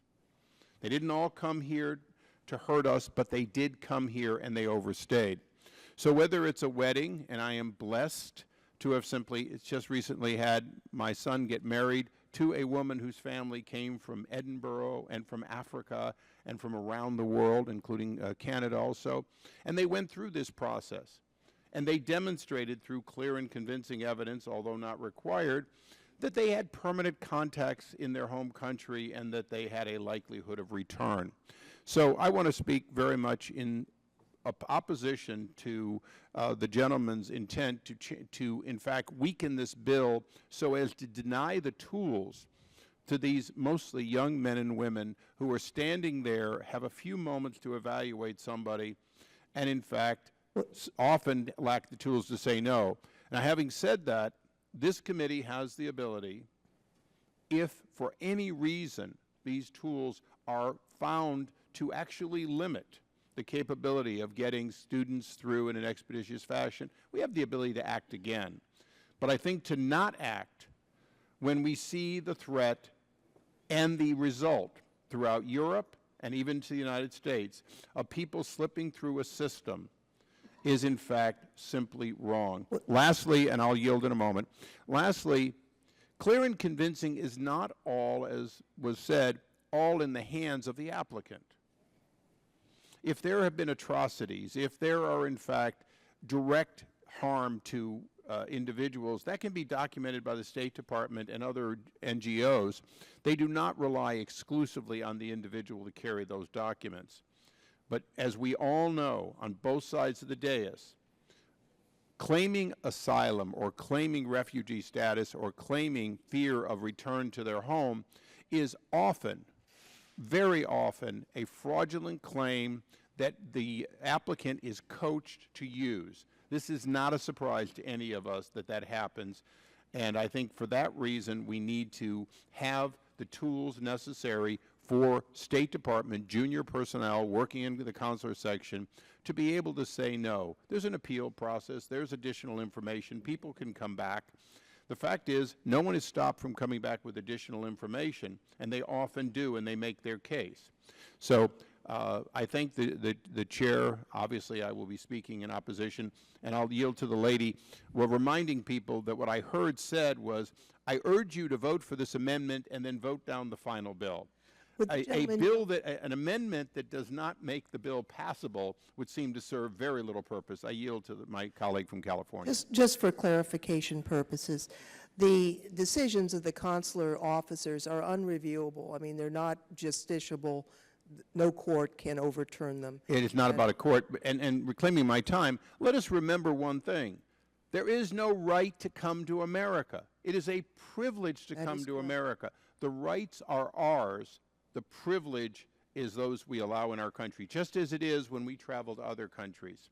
If I just may further, the point is that consular officers are free to turn down applicants today, and they do often. Now, I'm sure all of us in our offices sometimes get called by constituents where you have a situation that appears to be very unreasonable, where the officer may have made a mistake. In many, many cases, the officer is unwilling to consider additional information. Time of the gentleman has expired. Then I thank the gentlelady. I would ask to strike the last word. Was the gentlewoman from California seek recognition? To strike the last word. Gentlewoman's recognized for 5 minutes. I just think that for those of us who have dealt with this, and I assume most of us have, the consular officers basically are completely free to do what they think is right. And certainly when the issue is security, but also for any other reason. And the point here is that in the Immigration Act, an F1 applicant, which is for a student visa, has to have an intent to return to their home country. It has nothing to do with terrorism. It has nothing to do with security. It has to do with their intent. They can't intend to want to become an American. So if you're right now, there's a preponderance of the evidence. And you can interview an 18-year-old kid. His parents are sending him and paying a large amount of money to go to the University of California and study engineering. And you can make that judgment on a preponderance of evidence more likely than not standard. If you have a clear and convincing standard, it's going to be very tough for that 18-year-old to prove that he doesn't own a home, doesn't have a spouse or children, he doesn't own a business, he doesn't have ties. How is he going to meet that standard? And I think if the consular officers are required to apply that standard to students, they're going to find it very difficult to admit students who are legitimate students. And I think that's problematic, and I think it's unnecessary. Would the gentleman yield? I certainly would be happy to yield to the chairman. I wonder if the lack of that standard would be the reason why we have 35 to 40% visa overstays and people who are illegally in the country, many of whom came here on F-1 visas and simply never bothered to go home. Reclaiming my time, it would have been great to have had a hearing on this bill to examine that very issue. But I do know that our country is greatly enriched by those who study in our universities, and I would note also the salutary impact of the leaders of other countries who have studied in the United States. Last year, a number of us accompanied the chairman to a very interesting visit to the Middle East. And we discovered that really the leaders of democracy that we met had all been educated in the United States. They loved the United States. And it's really very important to have people from other countries educated here. And I think that this provision will provide a barrier that is unnecessary and really does nothing to enhance security. And for that reason, among many others, I would urge support of the amendment, and I would yield back. Chair thanks the gentleman. What purpose is the gentleman from Virginia speak? Strike the last word, Mr. The gentleman is recognized for 5 minutes. Mr. Chairman, I obviously oppose this amendment and urge my colleagues to do the same. Once again, we are seeing apples and oranges. We're seeing things written in that are not there. First of all, the statement that this bill treats immigrants as criminals, that's your language, not ours.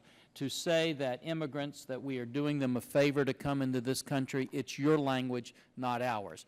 Let me be specific on what our language is. It is what the gentleman from California said, which is this: coming into this country is a privilege. Being secure in this country is a right. When the two of those are in the balance, this bill says we side on the part of that equation that protects American lives. When we look at this, the reality is that fraud does enable terrorism. When we look at this, the gentleman from New York said that these weren't even possible security cases. That's the whole issue. We don't know which ones are possible security cases. That's why we can't afford to have the fraud. Then when we say that in the face of an ever-increasing terrorism risk and an administration whose motto is, let's just get to yes for immigration benefits, it's clear it's time for a change. Let's walk through what this current standard has done for us. This current standard granted visas to 19 men who hijacked 4 airplanes and murdered close to 3,000 innocent people on 9/11. This current standard granted a K visa and conditional lawful permanent resident status to a Pakistani national who, together with her U.S. citizen husband, murdered 14 innocent Americans and seriously injured 22 more. Under this current standard, we granted a student visa to a Bangladesh national who planned to bomb the Federal Reserve Bank building in New York. Under the current standard, we granted temporary visas to hundreds of thousands of subsequent visa overstayers. Under the current standard, we have granted scores of visa and immigration benefits to individuals who turned out to be criminals. Yet we've done nothing to raise the burden of proof. In fact, even a statement by an applicant can be clear and convincing evidence. It's not unreasonable to require someone seeking a visa or immigrant benefit to prove that it's substantially more probable than not that a fact they assert in support of their applications actually exists. What this bill does, what this amendment would strike out, is to strike a balance between the privilege to come into this country and the right to be secure in this country. I am very comfortable we've struck the right balance, and we hope that we will oppose this amendment. And with that, I yield back, Mr. Chairman. For the purpose of the gentleman from California seek recognition. Mr. Chair, I move to strike the last word. Gentleman is recognized for 5 minutes. I'd like to yield now to the gentleman from New York, Mr. Nadler. I thank the gentlelady from yielding. Mr. Chairman, we grant millions and millions of visas every year. Millions of people come to this country.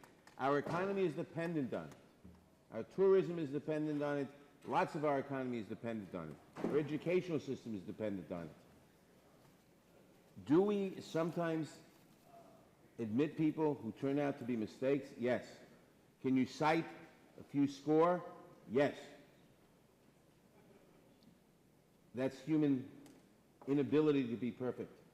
But to raise the standard as this bill would do, as this provision would do, would essentially say almost nobody would be admitted as a student. Almost nobody. Because how are you going to show by clear and convincing evidence the intent to return? When you have no, when you own no, when you're 18 years old or 19 years old, you live with your family, you have no independent source of income, you've gone to school, you have no employment history, you have no ties other than your family lives there, how are you going to show by clear and convincing evidence an intent to return? And the gentleman from California said that his relatives who came to the wedding met the standard of clear and convincing evidence. No, they didn't. They met the preponderance of evidence standard. That's the standard used now. Now, the consular officer, if he has any grounds for suspicion, may even on the lower standard, on the standard that's the law now, may say no, and that's an unreviewable decision. You can't appeal. If your application for a visa is denied because the consul didn't like the glint in your eye or thought there was something suspicious, you can't appeal to anybody. There's no appeal to court. The consular official's word is final. You can call your congressman, and maybe the congressman can persuade the consular official, but that's the extent of it. There is no appeal. So we have the safeguards needed, but to apply a higher standard to say he may not admit someone for whom there is no reason to suspect anything, who is here, who wants to be a student or is to be admitted because he has a special engineering skill or whatever, but cannot meet the clear and convincing standard, which is very difficult to meet, especially on the return home provision. We'll cut the visas to a small trickle. Does not serve security, because any suspicion on security now you can already deny any suspicion. So this is a provision that does not help security, will hurt us economically, will hurt us in terms of education, it will hurt us in many, many ways. It makes no sense, and I urge adoption of the amendment, and I thank the gentlelady for yielding to me, and I yield back to her. Question occurs on the amendment offered by the gentleman from New York. All those in favor respond by saying aye. Aye. Those opposed, no. No. Being the chair, the noes have it. The amendment is not agreed to. Recorded vote is requested, and the clerk will call the roll. Mr. Goodlatte? No. Mr. Goodlatte votes no. Mr. Sensenbrenner? Mr. Smith? Mr. Shabbat? Mr. Shabbat votes no. Mr. Issa? No. Mr. Issa votes no. Mr. Forbes? Mr. Forbes votes no. Mr. King? No. Mr. King votes no. Mr. Franks? No. Mr. Franks votes no. Mr. Gomert? Mr. Jordan? Mr. Poe? No. Mr. Poe votes no. Mr. Chaffetz? Mr. Marino? No. Mr. Marino votes no. Mr. Gowdy? Mr. Labrador? Mr. Farenthold? Mr. Collins? Mr. DeSantis? Ms. Walters? No. Ms. Walters votes no. Mr. Buck?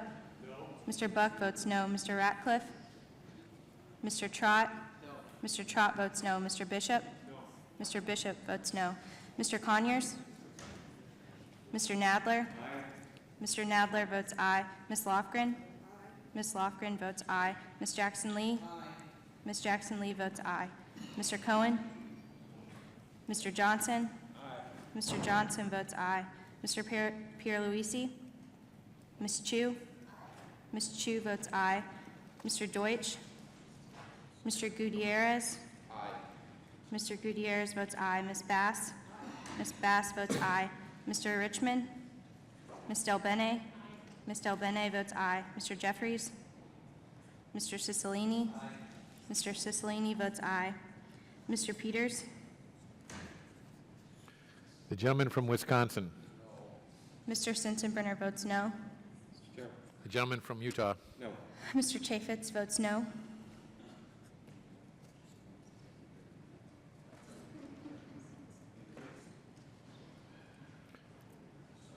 Has every member voted who wishes to vote?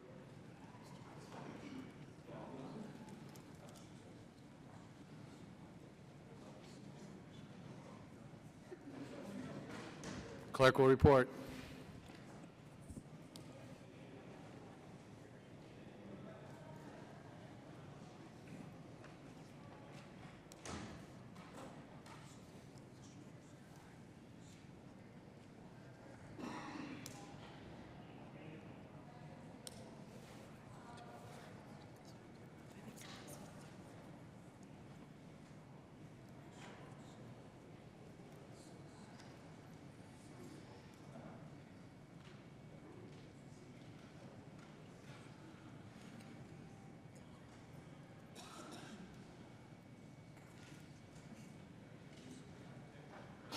Gentleman from Tennessee. Mr. Cohen votes aye. The clerk will report.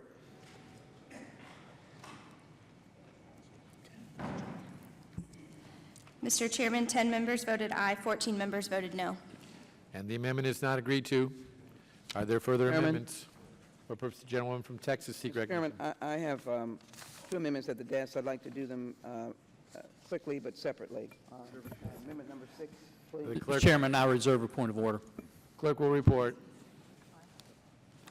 Point of order is noted. Amendment to H.R. 5203 offered by Ms. Jackson Lee, page 6, line 8. Without objection, the amendment is considered as read, and the gentleman is recognized on her amendment for 5 minutes.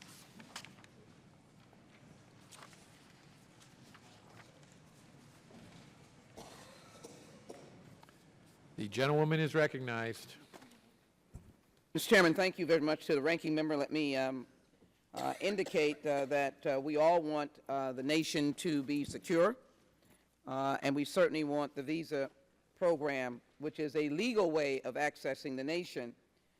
But I would make the argument that we're not moving in the right direction. My amendment would strike mandatory DNA testing requirement in Section 2 of H.R. 5203 and replace it with a requirement that DNA testing be conducted only in those cases where there are fraud triggers or otherwise where the counselor or immigration service officer determines it is warranted.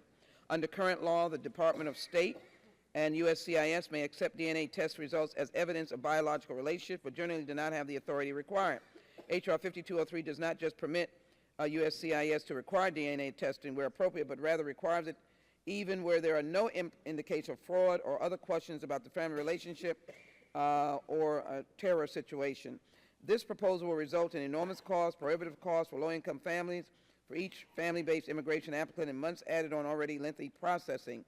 Without this amendment, USCIS would be required to do DNA testing for nursing mothers, for the family of those serving in the U.S. Armed Forces. H.R. 5203 absurdly would require DNA testing in cases, sibling-to-sibling cases, where the testing technology is simply unable to show the required relationship, and there's a risk of false negative test results that would lead to the denial of some visa petitions. I'm not sure what the DNA testing would do with respect to the tragedy and terrorist acts that occurred in San Bernardino. The Jackson Lee Amendment would provide the State Department and USCIS with the authority to require DNA testing, but only in circumstances where it is warranted due to fraud triggers, otherwise as determined by the Consular or Immigration Service. Rather than the federal government collecting, presumably holding DNA for thousands of non-criminals, including U.S. citizens who are petitioning for family members abroad, this amendment would target the use of DNA testing.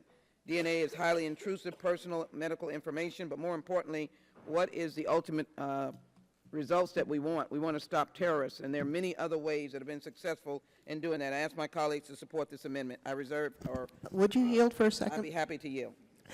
I do have one technical question, and perhaps the author could answer it. I know someone who recently had a child. She and her husband had, because of fertility problems, had a donor egg. And so while this woman gave birth to the child, you wouldn't see a DNA link because of the donor egg. We also know of situations where there's fertility problems on the part of the husband, and there's a donation. But even though it's a family relationship, you wouldn't see it in a DNA test. How would that work here?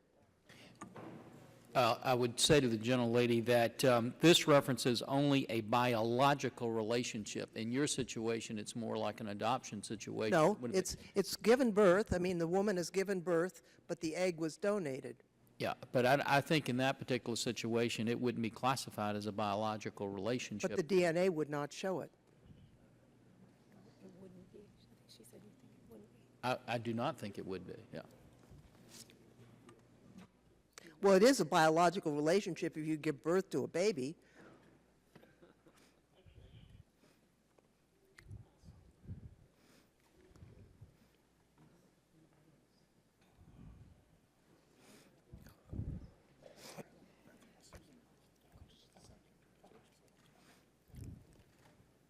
I do not believe it would be covered under this provision, but certainly I'm happy as we move forward if there's clarification we need to do of the language, but I don't think that situation would be covered under the provision in here, because this is predicated on a biological relationship between the two of them, so I don't think that would be covered under this particular provision.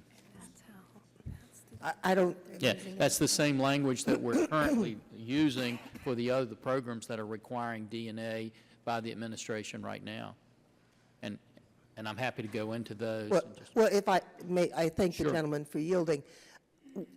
We have gone into DNA testing in the refugee program because of fraud potential, and I agree with that. But I will say that the likelihood that a penniless refugee in a refugee camp has been the recipient of an egg donor is remote, probably non-existent. So this is a Western European or U.S. type of issue for advanced economies where people get, and I don't want to belabor it, but it's a real issue and it really happens. And the question is, if you give birth but you've had assistance with your fertility, you're going to flunk the DNA test, but it is in fact a biological relationship. Claiming my time. I yield back to the judge. Just in closing, so my time is, just in closing, the inquiry that Congresswoman Loughran has raised is exactly the confusion that I think will be generated. I'd ask my colleagues, maybe we can go back to the drawing board on this particular provision to be clear. But I ask my colleagues to support the Jackson-Lee Amendment. And, Mr. Chairman, I'd like to put into the record, ask unanimous consent, a letter from NIAC Action, fearful about the legislation targeting certain groups. And Without objection, the letter will be made a part of the record. ask my colleagues to support Jackson-Lee number 6. Thank you. Question occurs on the amendment offered by the gentleman from Texas. All those in favor respond by saying aye. Aye. Those opposed, no. No. Being the chair, the noes have it, and the amendment is not agreed to. I'd like to call up Jackson-Lee amendment number 17. Chairman, reserve a point of order on this. The clerk will report the amendment. Amendment to H.R. 5203 offered by Ms. Jackson-Lee. Page 6, line 18, strike. Without objection, the amendment is considered as read, and the gentlewoman is recognized for 5 minutes on her amendment. Mr. Chairman, I also urge the adoption of Jackson-Lee Amendment 17, which will require the Department of Treasury to establish fee guidelines for any expenses associated with genetic testing in consideration of the ability of the individual petitioner or applicant to pay. H.R. 5203 does nothing to account for the enormous cost of DNA testing for low-income families. Currently, DNA testing may cost more than $500 per test per individual. This cost will have to be assumed by many low-income families, including members of the United States Armed Forces, refugees, asylees, and survivors of domestic violence and trafficking who are already struggling to make ends meet. In addition to the test costs, families living in remote locations will have the added burden or ancillary travel costs required to complete genetic testing obligation. We are here committed, all of our colleagues, all of the committees, Judiciary, of which I have the privilege of sitting, and as well Homeland Security, in securing and protecting this country. However, this is a burdensome and probably with little results requirement. By having the Department of the Treasury establish guidelines for DNA testing fees, which would take into consideration an applicant's ability to pay, the financial burden of this amendment will be ameliorated and will not disproportionately burden low-income families. Accordingly, I urge my colleagues to support both the Jackson-Lee Amendment on number 17, and I ask unanimous consent to put into the record families under siege, the hidden cause of refugee crisis, which are not terrorists. This is a proven burden that slows the process down and does not stop the terrorists of whom one would like to block. Should my colleagues know that terrorists don't usually come without the resources provided by their outside groups, and I don't imagine any terrorist would have any inability Without to pay objection, the cost. the document will be made a part of the record. Thank you. Does the gentleman from Virginia insist upon his point of order? I do, Mr. Chairman. The gentleman is recognized. Mr. Chairman, this amendment is not germane because it specifically requires the Treasurer, the Secretary of Treasury shall establish fee guidelines for any expenses associated herewith. We have no referral. This is the Judiciary Committee. The proper jurisdiction of that would be the Financial Services Committee, and with that, I hope that the Chairman will find that the amendment is not in order. Would the gentleman yield? I'd be happy to. Oh. The gentlewoman will be recognized. All right, thank you, Mr. Chairman. Does the gentleman wish to be recognized in response to the point of order? I do, Mr. Chairman. Gentleman's recognized. The gentleman may have a point. I'd like to offer a friendly amendment to amend it to DHS or Financial Services. I think DHS has dual jurisdiction because it is Visa, and that would certainly be an appropriate assessment of the fees because they understand the fee process. I don't believe we can change which agency opposes the fee and therefore the jurisdiction of which committee. But the gentleman suggested, I'm suggesting DHS because they have a direct corollary relationship. The gentleman suggested Financial Services, and I'm not, the Treasury is under Financial Services, so. Right, so no matter who's collecting the fee, Financial Services is going to have jurisdiction over waiving the fee or adjusting the fee, as the gentleman's amendment provides. And therefore, it's not germane. My argument is two-pronged. Treasury comes under Financial Services, so it's germane because it deals with the fees, but I'm willing to accept a friendly amendment to have the language such that the Financial or Department of Homeland Security Committee takes part. The chair is prepared to rule. It is the opinion of the chair that the amendment is not germane. If the gentlewoman crafts an amendment that is germane, the committee can consider that at a later time. The committee will stand in recess until 1 p.m.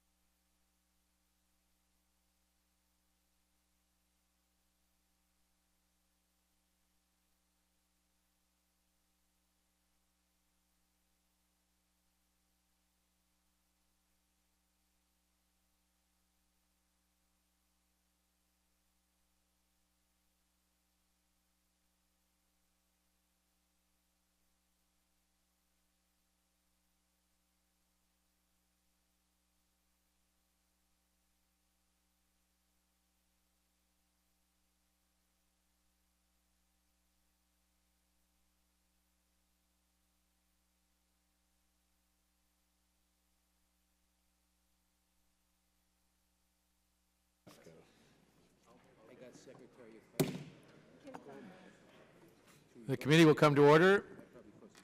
When the committee recessed, we were considering amendments to H.R. 5203. Are there other amendments to H.R. 5203? For purpose, the gentleman from Georgia seek recognition. I have an amendment at the desk, Clerk will report- 005. The clerk will report the amendment. Amendment to H.R. 5203 offered by Mr. Johnson. Page 6, strike line 8 and all that follows through line 19 and redesignates the seating provisions accordingly.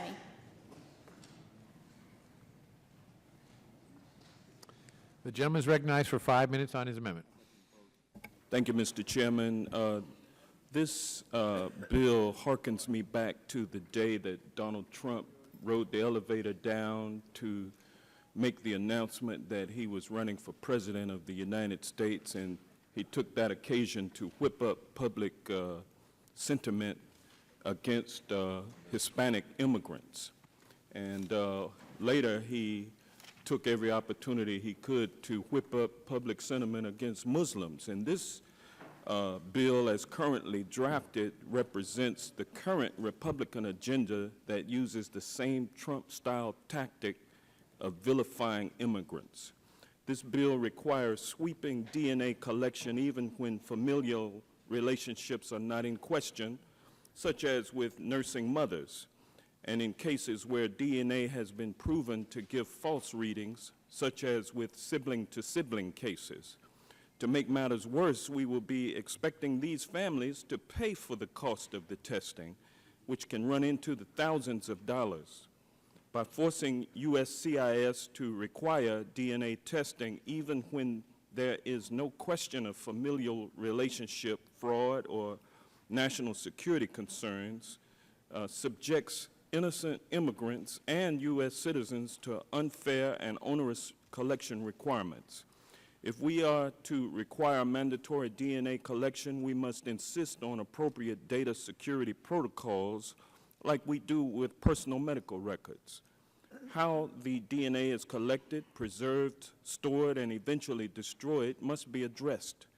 USCIS needs the funding to sustain such security protocols. We cannot just pawn the cost off onto those who seek our shores in search of freedom and a better life, including refugees.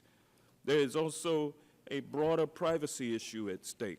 Under this legislation, the federal government will have to store millions of individuals'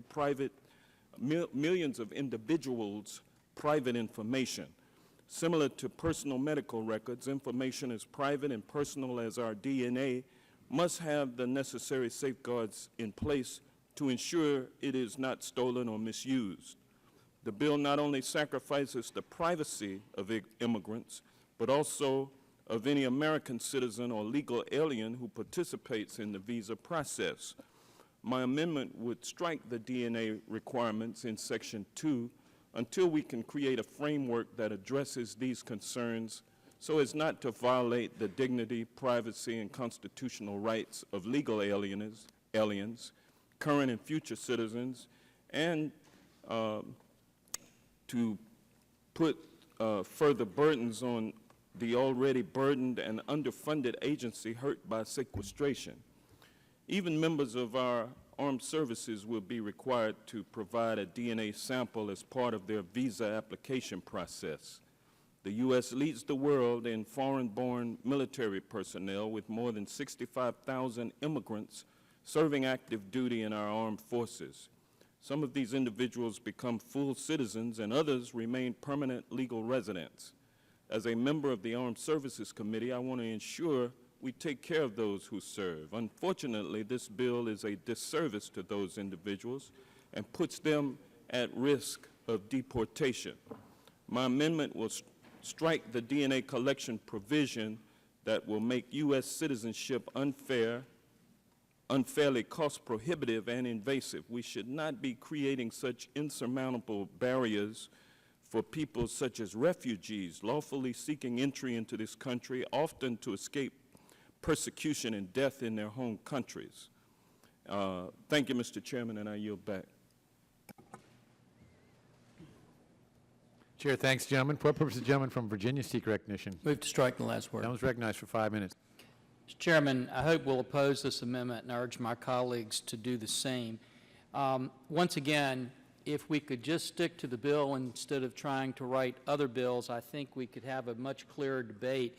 The gentleman from Georgia talks about needing all of these collection processes that we need and how we store data.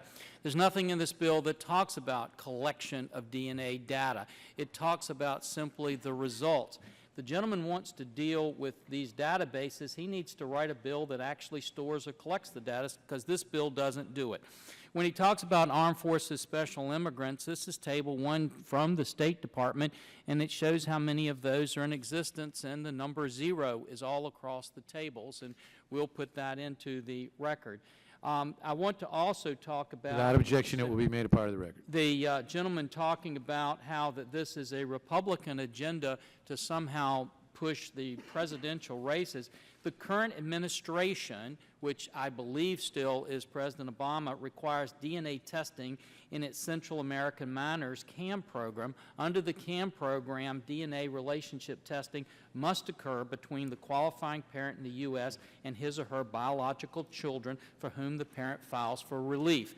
The other point I would make, Mr. Chairman, is that this is not the only indicator. It is one indicator. When we talk about DNA not being accurate, it is simply one of the elements that go into proving, but a pretty substantial one. And let me tell you why that's the case. This is not a new idea for DNA testing.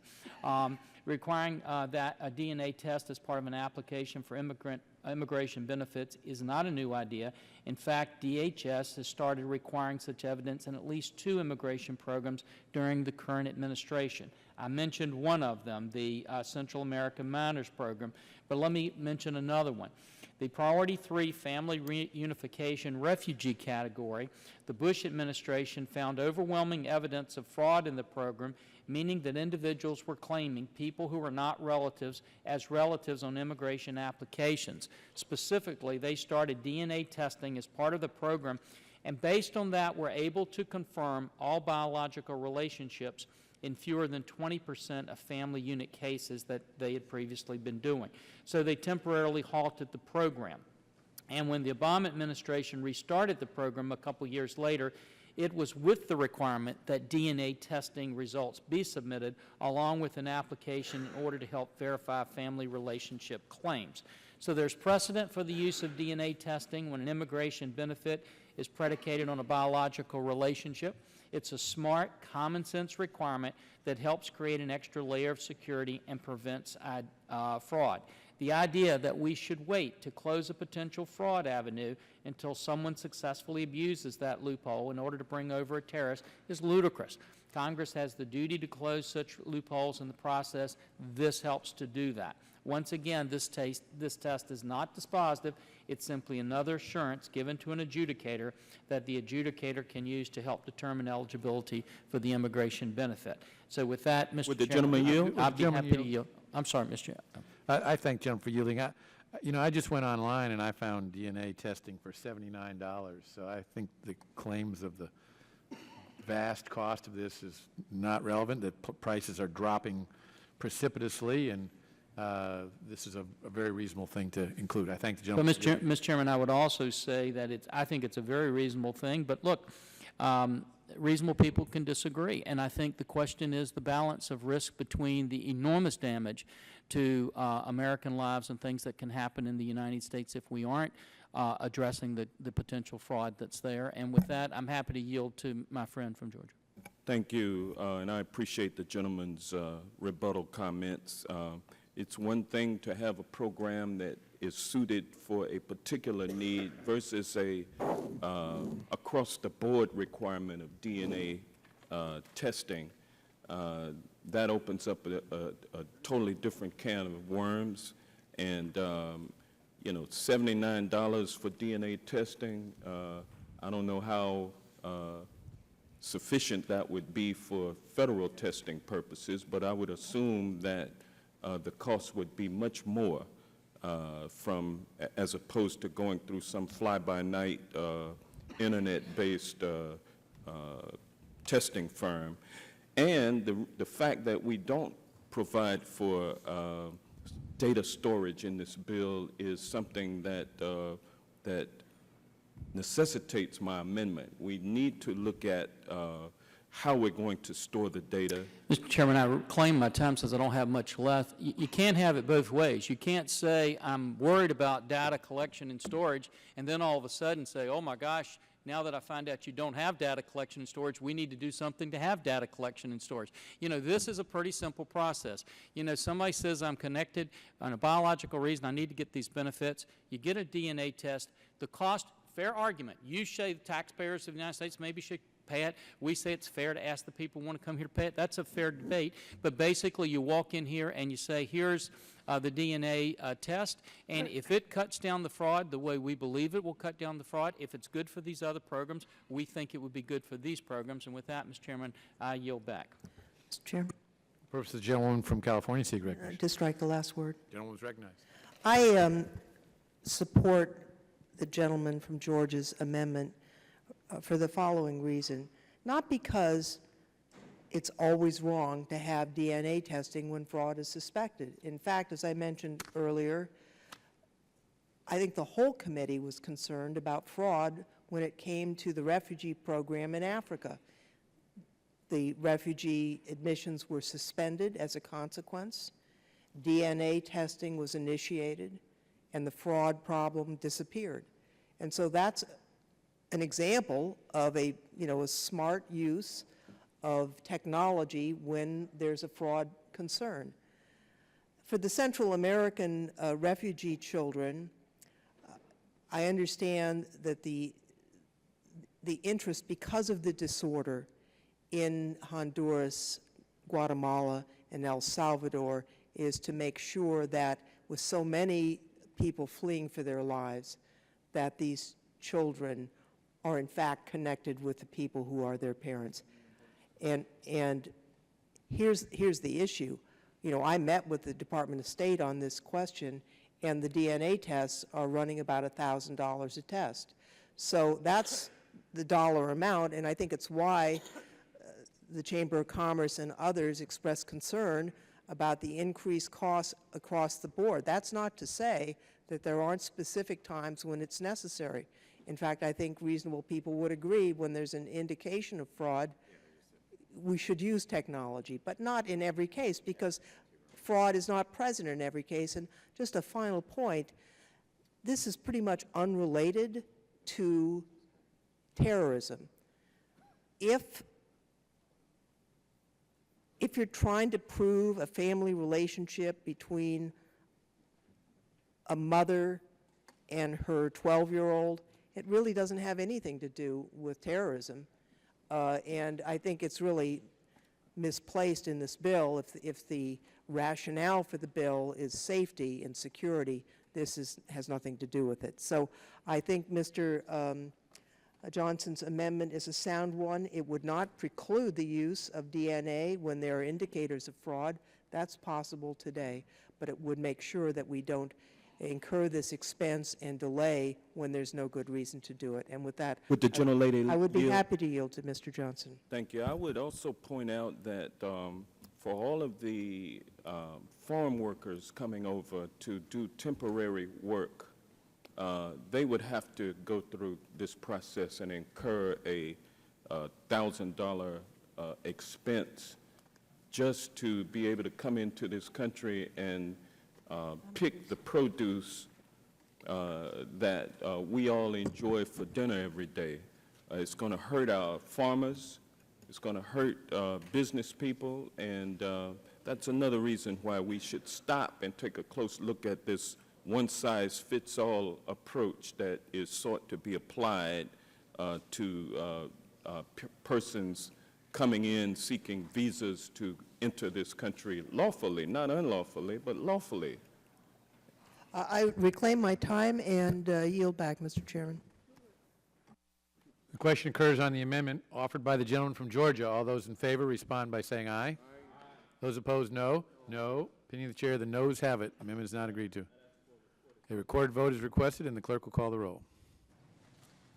Mr. Goodlatte? No. Mr. Goodlatte votes no. Mr. Sensenbrenner? Mr. Sensenbrenner votes no. Mr. Smith? Mr. Shabbat? Mr. Issa? Mr. Forbes? Mr. Forbes votes no. Mr. King? Mr. Franks? Mr. Gomer? Mr. Jordan? Mr. Poe? Mr. Chaffetz? Mr. Marino? Mr. Marino votes no. Mr. Gowdy? Mr. Labrador? Mr. Labrador votes no. Mr. Farenthold? Mr. Collins? Mr. DeSantis? Ms. Walters? Ms. Walters votes no. Mr. Buck? No. Mr. Buck votes no. Mr. Ratcliffe? No. Mr. Ratcliffe votes no. Mr. Trott? No. Mr. Trott votes no. Mr. Bishop? Mr. Bishop votes no. Mr. Conyers? Mr. Nadler? Aye. Mr. Nadler votes aye. Ms. Lofgren? Ms. Lofgren votes aye. Ms. Jackson Lee? Mr. Cohen? Mr. Johnson? Mr. Johnson votes aye. Mr. Pierluisi? Ms. Chu? Mr. Deutsch? Mr. Gutierrez? Mr. Gutierrez votes aye. Ms. Bass? Mr. Richmond? Ms. Del Bene? Ms. Del Bene votes aye. Mr. Jeffries? Mr. Jeffries votes aye. Mr. Cicilline? Mr. Cicilline votes aye. Mr. Peters? Gentleman from California, Mr. Issa. No. Mr. Issa votes no. The gentleman from Michigan. Aye. Mr. Conyers votes aye. Has every member voted who wishes to vote? The clerk will report.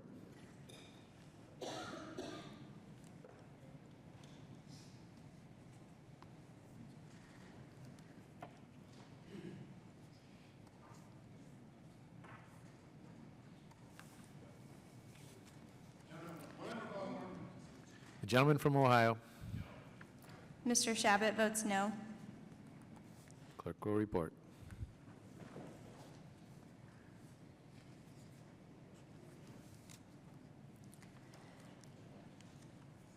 Mr. Chairman, 8 members voted aye, 12 members voted no. And the amendment is not agreed to. Are there further amendments to H.R. 5203? Mr. Chairman, there's another amendment at the desk. The clerk will report the amendment. Amendment to H.R. 5203 offered by Mr. Johnson. Page 6, line 3. Without objection, the amendment is considered as read, and the gentleman is recognized for 5 minutes on his amendment. Thank you, Mr. Chairman. In its current form, H.R. 5203 requires the Department of Homeland Security to engage in in-depth social media screening for every immigration application. While this is a seemingly understandable response, especially in light of the San Bernardino shootings, as drafted, it is a waste of valuable DHS resources that will undermine our broader national security efforts. This bill requires DHS staff to vet individually the social media presence of any applicant, including legal aliens, U.S. citizens, and members of our military. This will generate a nearly insurmountable volume of information for the agency to sift through and decipher. Imagine having to individually Google every visa applicant that came to your desk. That is not practical, nor is it remotely feasible. DHS does not have the physical manpower or the tools in place to analyze this plethora of data without using an automatic tool that would help avoid common problems, such as flagging individuals with common names. Unfortunately, at this time, DHS staff can only vet every applicant by manually reviewing the data. All this new social media process will do is further delay an already overburdened immigration system and unnecessarily target innocent parties. Finally, and perhaps most profoundly, the bill does not address the critical issue of social media activity in a foreign language or in password-protected forums, an arena of concern with the San Bernardino shootings. Rather than provide funding so DHS may hire trained translators, The agency will be forced to divert its limited number of linguists to vet the social media accounts for millions of applicants. I would much rather these highly skilled, highly valued translators focus their talents on analyzing more pressing homeland security threats. Unfortunately, we have, with this section of the bill, another section that creates more barriers to immigration and U.S. citizenship. My amendment looks to alleviate some of the burden on DHS by requiring social media screening only upon fraud or national security triggers or an agency determination. This allows DHS to prioritize its screenings so as to ensure homeland security concerns are met without burying the immigration process in even more delays. If this Congress wishes to reform the social media vetting process, we should call in the DHS officials in charge of the agency pilot programs that explored social media vetting options. We should actually seek the opinion of the very individuals who will have to do the work, identify the best practices, and then move forward with legislation. Sweeping mandates interfering with DHS discretion will add to the immigration backlog and interfere with our national security priorities. So I'd ask the members to support my amendment, and with that, I'll yield back. Mr. Chairman. For what purpose does the gentleman from Virginia seek recognition? Move to strike the word, Mr. Chairman. Gentleman is recognized for 5 minutes. Mr. Chairman, this is about as common sense as you can get. The databases that we are checking on currently will show if these individuals have done something in the past, but they're no predictors of what they may do in the future. One of the best ways for us to do that is simply to check social media, what every employer would do if they were hiring an employee and doing it with due diligence.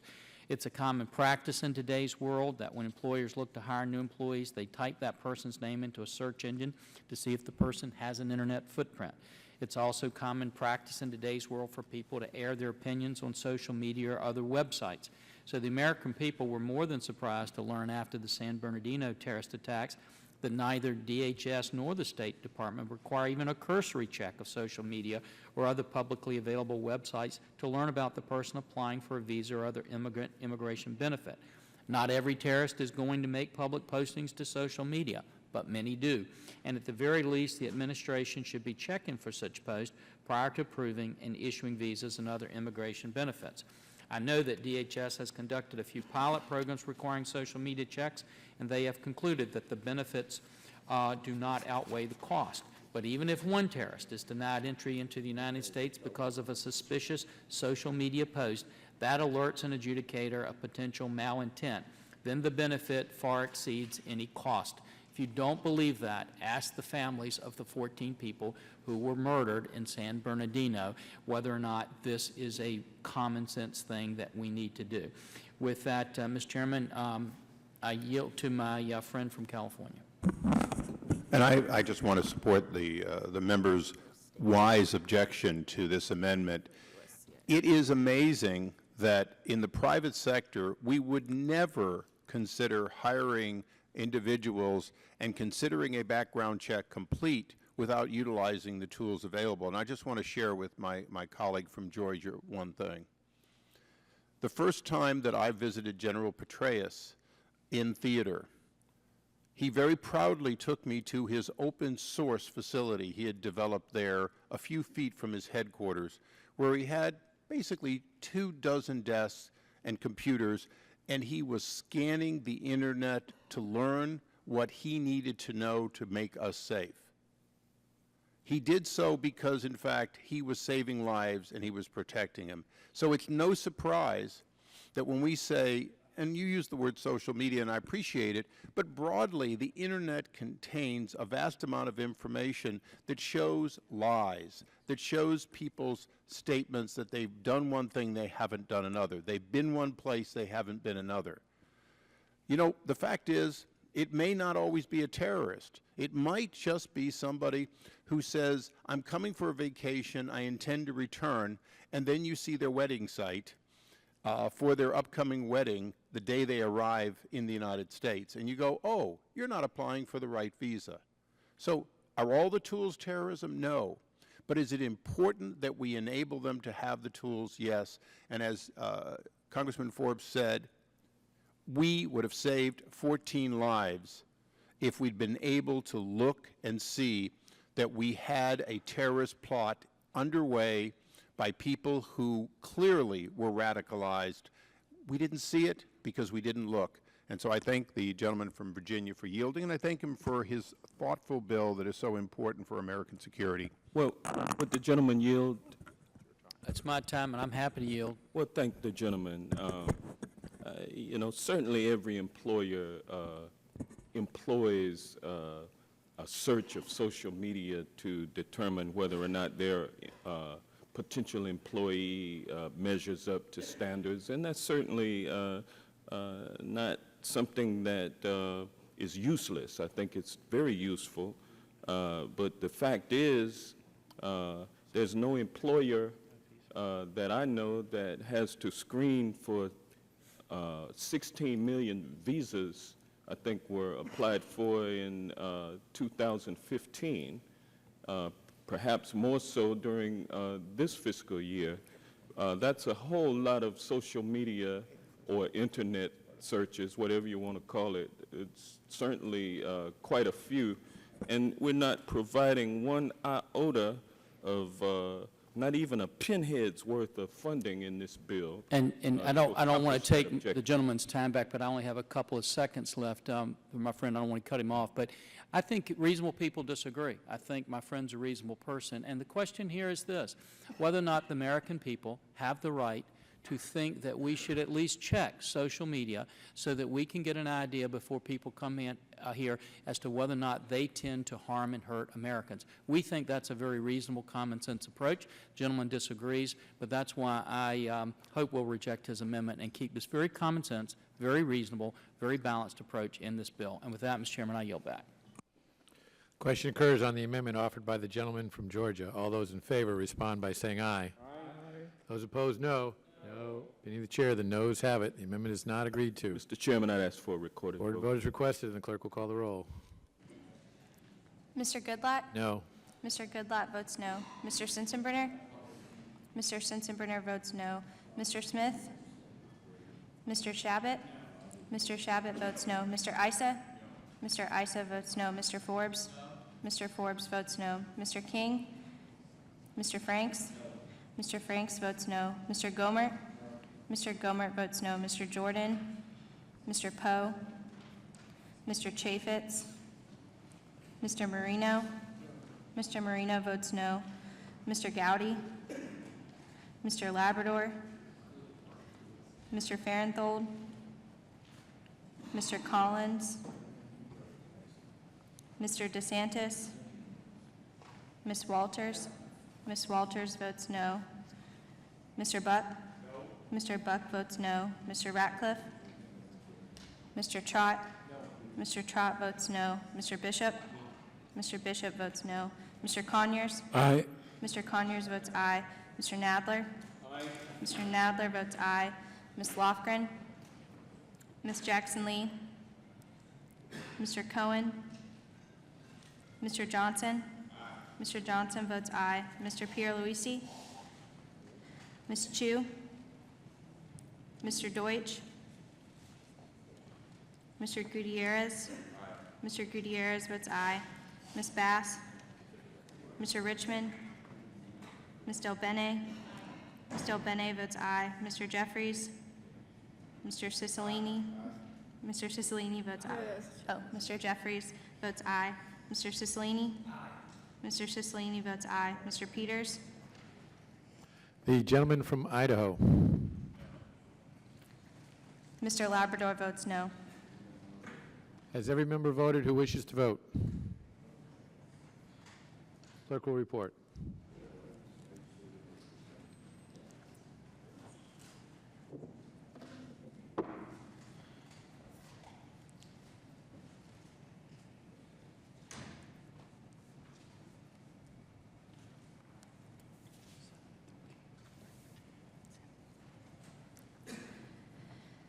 Mr. Chairman, 7 members voted aye, 13 members voted no. And the amendment is not agreed to. Are there further amendments to H.R. 5203? Speaker, I have an amendment at the desk. Clerk will report the amendment. Amendment to H.R. 5203 offered by Mr. Gutierrez, page 6, line 20. Without objection, the amendment is considered as read, and the gentleman is recognized for 5 minutes on his amendment. My amendment would strike the requirement in Section 2 of the Republican bill that no immigration application or petition filed with DHS can be approved without an interview. It would replace it with the requirement that interviews be conducted in cases where there are fraud or national security triggers and upon agency determination. And it preserves the waiver only for children who would be 10 years of age or younger at the time of the interview, and an exception to the interview requirement for work authorization. Under current law, whether an interview is conducted is dependent on the type of application. Some applications, such as family-based green card applications and asylum applications, require in-person interviews. Others, such as employment-based non-immigrant petitions, are adjudicated at USCIS Service Processing Center without an interview. In these cases, USCIS adjudicators review applications along with submitted written documentation, and the beneficiary generally interviewed before arrival in the U.S. by the Department of State consular offices at a post abroad.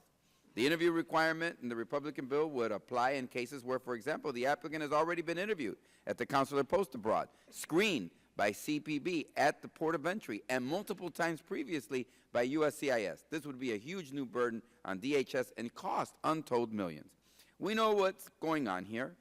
The majority who have been obsessed with illegal immigration are now turning their sights to legal immigration. Your son's fiance, your mom's doctor, your neighbor's nanny, your grocery store's janitorial crew. If they're coming legally, the majority wants to stop it, slow it down, make it cost a lot more. The party of Trump has launched an all-out radical assault on legal immigration in hopes that everybody's so scared of the rapey Mexicans or the sex-crazed Italians or the Vietnamese immigrants with Ebola on the one hand and Zika flies on the other hand, or whatever it is that the main government is scared of at the time of immigrants. Remember a couple of years ago when the Republican majority said that the kids from Central America, the refugees, were carrying the Ebola? This is all the same stuff. No Ebola, but we still have this. Lock down the whole system. Lady Liberty, lower your lamp, cover up your poem, and take a seat, because terrorists got in once, which is enough to keep everyone out, from the computer programmer to the ski instructor to the refugee fleeing systematic violence. The new steps and routines in this bill, USCIS estimates, will require millions of new interviews. Interviews could be required for routine adjudication, such as a change of status from student to an employment-based non-immigrant category or temporary protective status. There are 300,000 people who have temporary protective status in the United States, and they must reapply routinely every year to two, 300,000 more a year. It would require USCIS to hire thousands of new officers. You think the TSA is bad? Wait till you hear from your pals at the Chamber of Commerce when it comes to their complaint about immigration for their employees. Your bill would add months, if not years, on top of already lengthy processing delays. According to USCIS website, the current processing time for a naturalization application at New York, Chicago, Washington, D.C. is approximately 8 to 9 months. We cannot add another 6 months so that someone can become a citizen of the United States. Like Mr. Trump, the Republican nominee, this bill treats all immigrants and visa applicants with suspicion, like they're criminals or rapists. This amendment, by requiring USCIS conduct interviews in cases where there are fraud or national security triggers or otherwise where the agency determines it necessary, would ensure that resources are targeted. We need risk-based approaches to national security and immigration vetting, but the interview requirement in this bill, as introduced, is a blunt hammer. It could result in agency resources and attention being diverted from cases where real threats to our nation are being presented.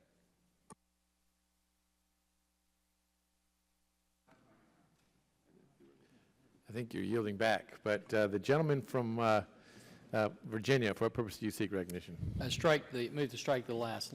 Gentleman's recognized for 5 minutes. Mr. Chairman, I oppose the amendment and urge my colleagues to do the same, and I'm going to try to distinguish from the political rant that we just heard to actually looking at what the bill said. Well, Chairman, regular order. yeah. The gentleman from Virginia has the time. Yeah. The gentleman can characterize statements. That's been done. Chairman, I call for the regular order. The gentleman from Illinois is out of order. No, I'm not. No, I'm not. No, I have not. The gentleman will be in order. I'm in order. I hear your objection. Your objection is overruled. The gentleman may proceed. Mr. Chairman? Mr. Chairman? I didn't say you couldn't Mr. object. Chairman? For what purpose does the gentleman from New York seek I recognition? think the proper procedural motion is to take down the gentleman's words. That motion has not been made. I move to take down the gentleman's word. The motion is not timely. The gentleman is out of order. The gentleman from Virginia may proceed. Mr. Chairman, thank you.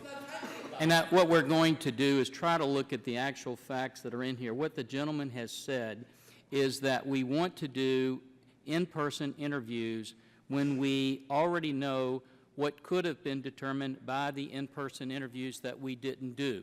Because basically, a highly trained consular officer can often note discrepancies in the interview that would open a line of inquiry and lead to the denial of the visa. But what the gentleman is arguing is that we should only do them when we actually know there's fraud. When it became apparent that the State Department Bureau of Consular Affairs did not exercise their discretion to conduct in-person interviews with the 9/11 terrorists prior to issuing them visas, Congress required such interviews for the vast majority of visa applicants. We did so because, as any law enforcement official will tell you, a face-to-face interview is perhaps the best way to determine malintent on the part of the person being interviewed. Even consular affairs officials have noted the immense importance of an in-person interview in the visa issuance process.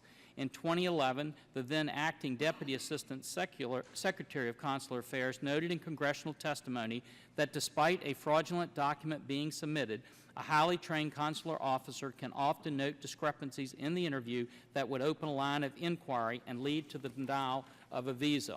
While USCIS does require in-person interviews in order to obtain some immigration benefits, it does not do so for all such benefits.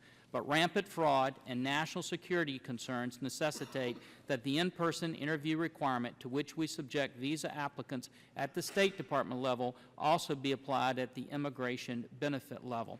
Once again, Mr. Chairman, as I've said all throughout this process, reasonable people can disagree. We think this is a balanced, common-sense approach to simply say we want someone actually doing the interview. And let me also point out, we're only talking about the initial application process. This is not, as the gentleman mentioned, every single application along the way. And with that, Mr. Chairman, I yield back the balance of my time. Question occurs on the Mr. amendment Chairman. offered by the gentleman from Illinois. All those in favor respond by saying aye. Those opposed, no. No. In the chair, the noes have it. The amendment is not agreed to.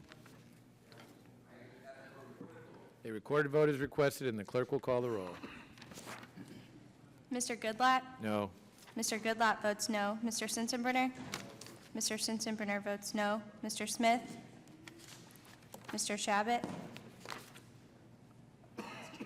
Mr. Shabbat votes no. Mr. Issa? Mr. Forbes? No. Mr. Forbes votes no. Mr. King? Mr. Franks? Mr. Gomert? Mr. Gomert votes no. Mr. Jordan? Mr. Poe? Mr. Chaffetz? Mr. Marino? Mr. Marino votes no. Mr. Gowdy? Mr. Labrador? Mr. Labrador votes no. Mr. Farenthold? Mr. Collins? Mr. DeSantis? Ms. Walters? No. Ms. Walters votes no. Mr. Buck? Mr. Buck votes no. Mr. Ratcliffe? Mr. Trott? No. Mr. Trott votes no. Mr. Bishop? Mr. Bishop votes no. Mr. Conyers? Aye.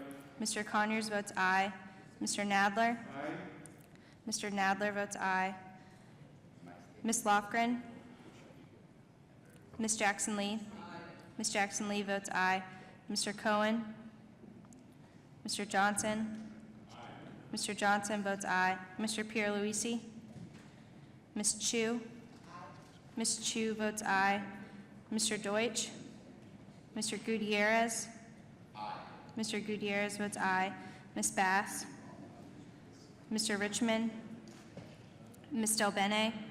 Ms. Del Bene votes aye. Mr. Jeffries? Mr. Jeffries votes aye. Mr. Cicilline? Mr. Cicilline votes aye. Mr. Peters?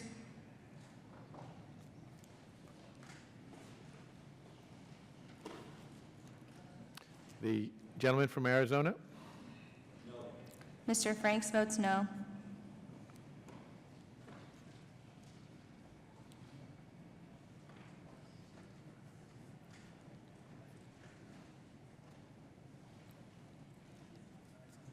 Has every member voted who wishes to vote? Clerk will report.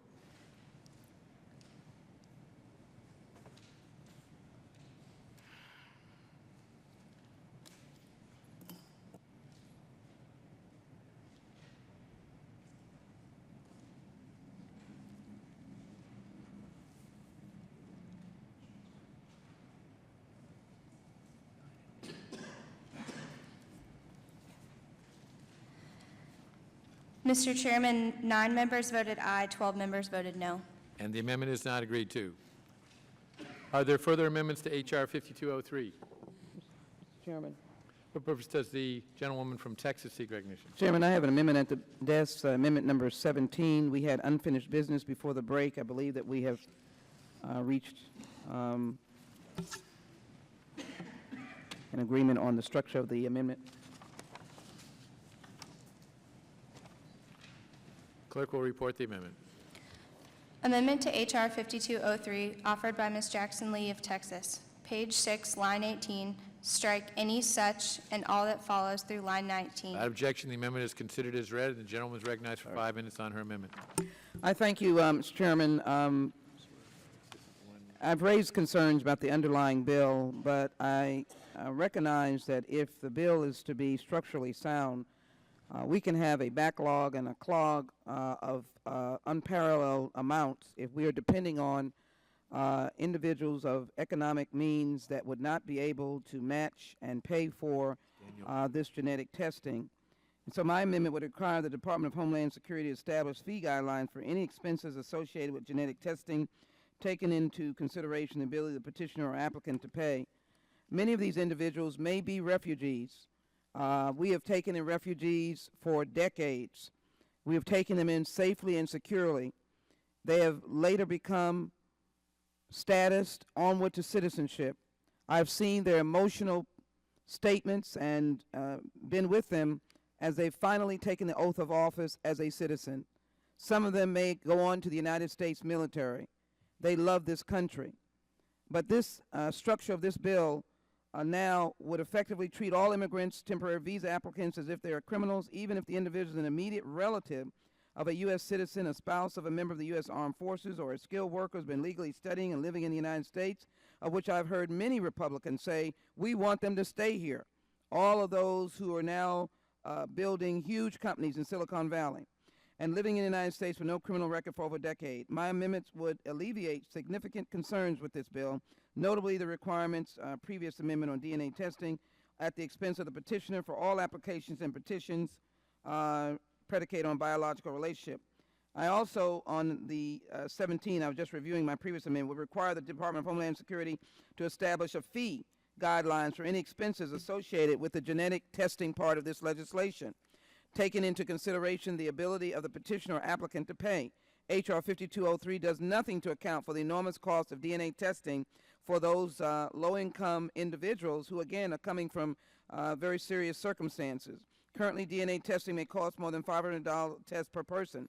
This cost will have to be assumed by many low-income families, including members of the U.S. Armed Forces, refugees, asylees, and survivors of domestic violence and trafficking who are already struggling to make ends meet. In addition to the test costs, families living in remote locations will have the additional burden of ancillary travel costs required to complete the genetic testing obligation. By having the Department of Homeland Security establish guidelines for DNA testing fees, which would take into consideration the applicant's ability to pay, the financial burden of this amendment will be ameliorated and will not be disproportionately burden low-income families. I again say we don't want to see any more San Bernardinos, but we want bills that are going to respond to that particular crisis, among others. Now that we have this bill in place, I do think my amendment on the DHS is an important contribution, and I'd ask my colleagues to support this amendment.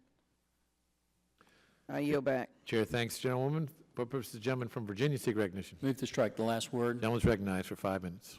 Thank you, Mr. Chairman. Mr. Chairman, I oppose this amendment, and first of all, I want to address the fact that DNA treats people as if they're criminals. If we took that position, then the current administration requirement that DNA testing be used in its Central American Minors Program would be treating those individuals as criminals. And I certainly don't think that is what the administration is doing, or that is the effect of their DNA testing. The second thing is, if you look at the way this amendment is worded, I don't really understand totally what it means, but I secondly don't understand how it could be enforced. It says the Secretary of Homeland Security shall establish fee guidelines for any expenses associated with the genetic test, taking into consideration the ability of the petitioner or applicant to pay. Well, how is the Secretary of Homeland Security going to force guidelines, fee guidelines, on private entities that may be doing these testing or other countries that may be doing this kind of testing? They couldn't do it. Secondly, how would the fee structure even work based on the ability of the petitioner or the applicant to pay? Department of Homeland Security doesn't have that right to impose that burden on other entities that would be doing this testing. So with all of that said, Mr. Chairman, I hope that we will... Will the gentleman yield? I'll be happy to yield. I appreciate the gentleman's inquiry. I think those are important inquiries. As I understand it, they would be testing on the basis of meeting federal requirements or requirements dealing with a visa. And so as other private entities who have to operate under color of law or federal law, though they may be a contractor, then they would simply follow the fee guidelines that would be given by the DHS, dealing with these under the criteria of the ability of the petitioner to pay. If the petitioner had 10 family members, I mean, that's obviously an extreme, they would be able to deal with that. If the petitioner came recently from a refugee camp and was still in the status of seeking an asylum and was not able to meet those tests, the DHS is in most positioned to be able to assess that. But with the gentlelady, I don't want to cut her off. Now, and I'll just finish my sentence and yield back to you. And so I think that would be an easy fix to an easy process for the DHS to provide that to whoever the contractor is dealing with the testing, because they're doing it under color federal law. I yield back. Thank you. I thank the gentlelady for her response, but the reality is that many of these tests would be done in other countries, not in the United States. The testing wouldn't be taking place here. The Secretary of Homeland Security would not have the ability to impose those guidelines because it's not something the federal government is paying for or authorizing. It's something these individuals are acquiring and paying for outside of those parameters, so it would be a totally different situation. Again, I don't know how the Secretary of Homeland Security would have the authority or the ability to impose these kind of fees on other entities. And then I would say it would be more problematic, because what would happen then, what happens if they have to pay more and they bring that DNA test to get their visa application? Does the individual that is doing the interview then say, I can't accept it because this is outside the fee arrangement? So I think with all of that, once again, Mr. Chairman, I hope we'll reject this amendment and stick with the underlying bill. Did you? And with that, I yield back. For purpose, the gentleman from Georgia seek recognition. Move to strike the last word. Gentleman is recognized for 5 minutes. Mr. Chairman, I yield to the gentlelady from Texas. Thank you. To the gentleman's point, there are family members here in the United States that are going to be required to have the DNA testing. So I guess the underlying bill needs to have a modification, of which this amendment offers, to ensure that there is some recognition of the potential exorbitant costs that will have to be addressed, and to set the kinds of fee guidelines that can both be guidance for DNA testing here and be guidance for DNA testing elsewhere. I can assure most persons that if these individuals are testing overseas in certain jurisdictions, they'll probably be going to one entity, because that's what happens with business. When they see an opportunity, there's probably going to be, just like passport picture taking people, and they can fall under the guidelines. It can be guidance that would be, because that's what this amendment says, that would be helpful to not eliminate people simply because of the cost issue. So I'd ask my colleagues to support the Jackson-Lee amendment. I yield back to the gentleman. Chair thanks the gentlewoman and the gentleman. Question occurs on the amendment offered by the gentlewoman from Texas. All those in favor respond by saying aye. Aye. Those opposed, no. No. Neither chair, the noes have it. A roll call vote is requested, and the clerk will call the roll. Mr. Goodlatte? No. Mr. Goodlatte votes no. Mr. Sensenbrenner? Mr. Sensenbrenner votes no. Mr. Smith? Mr. Shabbat? Mr. Shabbat votes no. Mr. Issa? Mr. Forbes? Mr. Forbes votes no. Mr. King? Mr. Franks? Mr. Gomert? Mr. Jordan? Mr. Poe? Mr. Chaffetz? Mr. Marino? Mr. Gowdy? Mr. Labrador? Mr. Labrador votes no. Mr. Farenthold? Mr. Collins? Mr. DeSantis? Ms. Walters? Ms. Walters votes no. Mr. Buck? No. Mr. Buck votes no. Mr. Ratcliffe? Mr. Trott? No. Mr. Trott votes no. Mr. Bishop? No. Mr. Bishop votes no. Mr. Conyers? Aye. Mr. Conyers votes aye. Mr. Nadler? Aye. Mr. Nadler votes aye. Ms. Lofgren? Ms. Lofgren votes aye. Ms. Jackson-Lee? Aye. Ms. Jackson-Lee votes aye. Mr. Cohen? Mr. Johnson? Aye. Mr. Johnson votes aye. Mr. Pierluisi? Ms. Chu? Ms. Chu votes aye. Mr. Deutsch? Mr. Gutierrez?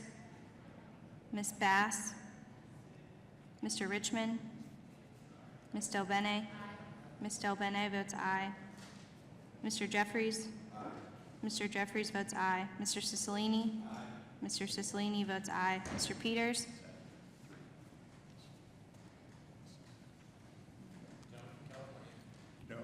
Mr. Issa votes no. Gentleman from Pennsylvania. Gentleman from Texas. Mr. Gomert votes no. Gentleman from Arizona. Mr. Franks votes no. Has every member voted who wishes to vote? Mr. Chairman. What purpose does the gentlewoman from Texas seek? How am I recorded? Aye. Thank you.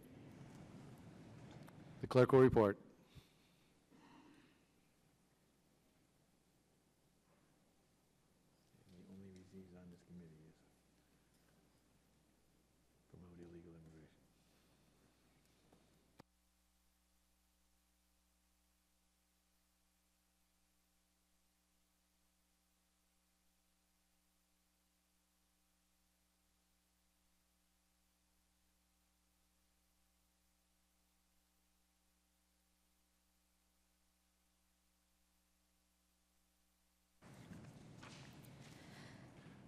Mr. Chairman, 9 members voted aye, 13 members voted no. And the amendment is not agreed to. Are there further amendments to H.R. 5203? Mr. Chairman, I have an amendment at the desk. The clerk will report the amendment of Ms. Chu. Amendment to H.R. 5203 offered by Ms. Chu of California, page 6, line 7, insert after the period the Without following. objection, the amendment is considered as read, and the gentlewoman is recognized for 5 minutes on her amendment. Mr. Chairman, the amendment that I offer today would require the Department of Homeland Security to establish procedural safeguards to protect victims of domestic abuse prior to conducting social media screenings in the immigration process. I am introducing this amendment because these safeguards are necessary to prevent abusers from manipulating their victims' social media accounts or otherwise using social media to deny victims the opportunity to obtain the humanitarian immigration relief that they otherwise deserve. While reviewing social media postings should be a part of every immigration and visa adjudication, social media has opened the door to new ways for abusers to keep control over their victims. Abusers routinely use social networks to stalk, harass, and gain information about their victims. Unbeknownst to victims, abusers can post information about them, including information on their friends, family, including children and current and former partners, employers, churches, and community groups, schools, government, and others. Unbelievably, this bill does nothing to prevent this type of abuse from infiltrating the visa review process. Personal information is increasingly ending up online. While many of us have concerns over security and privacy in social media, victims of domestic violence, sexual violence, and stalking have even more complex safety risks and concerns when their personal information ends up on the internet. The underlying bill does nothing to deal with situations where an abuser may impersonate a victim with a new social media profile or hijack a victim's existing social media profile. In the social media age, where images and posts are increasingly scrutinized, perpetrators can devastate their victims, often partners or ex-partners, psychologically, socially, and financially, while remaining cloaked in anonymity from cyberspace. We should not give this type of abuse free rein in the visa process. Research conducted by the U.S. Department of Justice found that more than 1 in 4 stalking victims reported suffering some form of cyber stalking. The majority of these victims identified the online stalker as a former intimate partner. This threat is real, and if not dealt with properly, deserving immigrants may be denied their visas and, worse, remain vulnerable to their abusers. My amendment would ensure that victims of domestic abuse are not further victimized by this well-intentioned but ill-conceived legislation. I urge my colleagues to support this amendment. I yield back. Chair thanks the gentlewoman. For what purpose the gentleman from Virginia seek recognition? Move to strike the last word. Gentleman is recognized for 5 minutes. Chairman, I hope we will oppose this amendment, and I urge my colleagues to do so. First of all, anything that is within this bill, the so-called stalkers or anybody else could get access to anyway, because it's all publicly available. There's no additional information that these interviewers are going to be able to get than anybody who wanted to get that publicly could already get. Anything found by these interviewers would go into the application, and that application is included under the Privacy Act and therefore inaccessible to anybody else or anybody in the public. So this amendment is totally unnecessary because it tries to deal with a problem that doesn't exist. And with that, Mr. Chairman, I yield back. Mr. Chairman. For what purpose the gentlewoman from Texas seek recognition? Mr. Chairman, I've served on this committee for a very long time. And that means I have a historical perspective. I'm remembering in the early days of the Violence Against Women Act and the enormity of domestic violence, domestic abuse, sometimes men, many times women, and the sense of urgency to try to protect those victims who in years past had no place to go. Even today, we are hearing stories over and over again regarding women who have no place to go or whose protection order is ignored and they wind up dead. Many of those cases are in our respective districts. Certainly they are in my district, where an individual came and killed a husband and wife. Of course, the wife had been in his life and 5 children. Another incident where the boyfriend or ex-partner of a woman came and killed, again, the husband and wife and all the children except one. I think it was 4 or 5.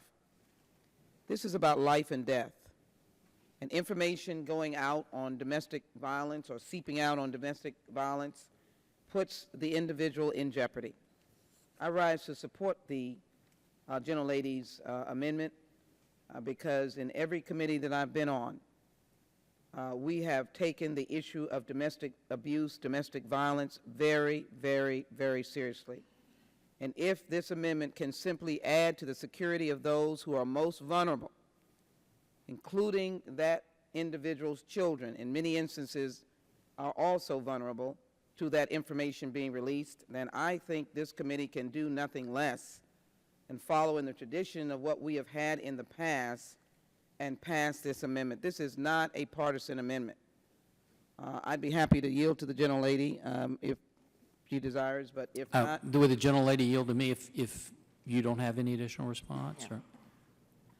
let me finish, and I'll be happy to yield to the gentleman. So I think this is not a undermining of the bill.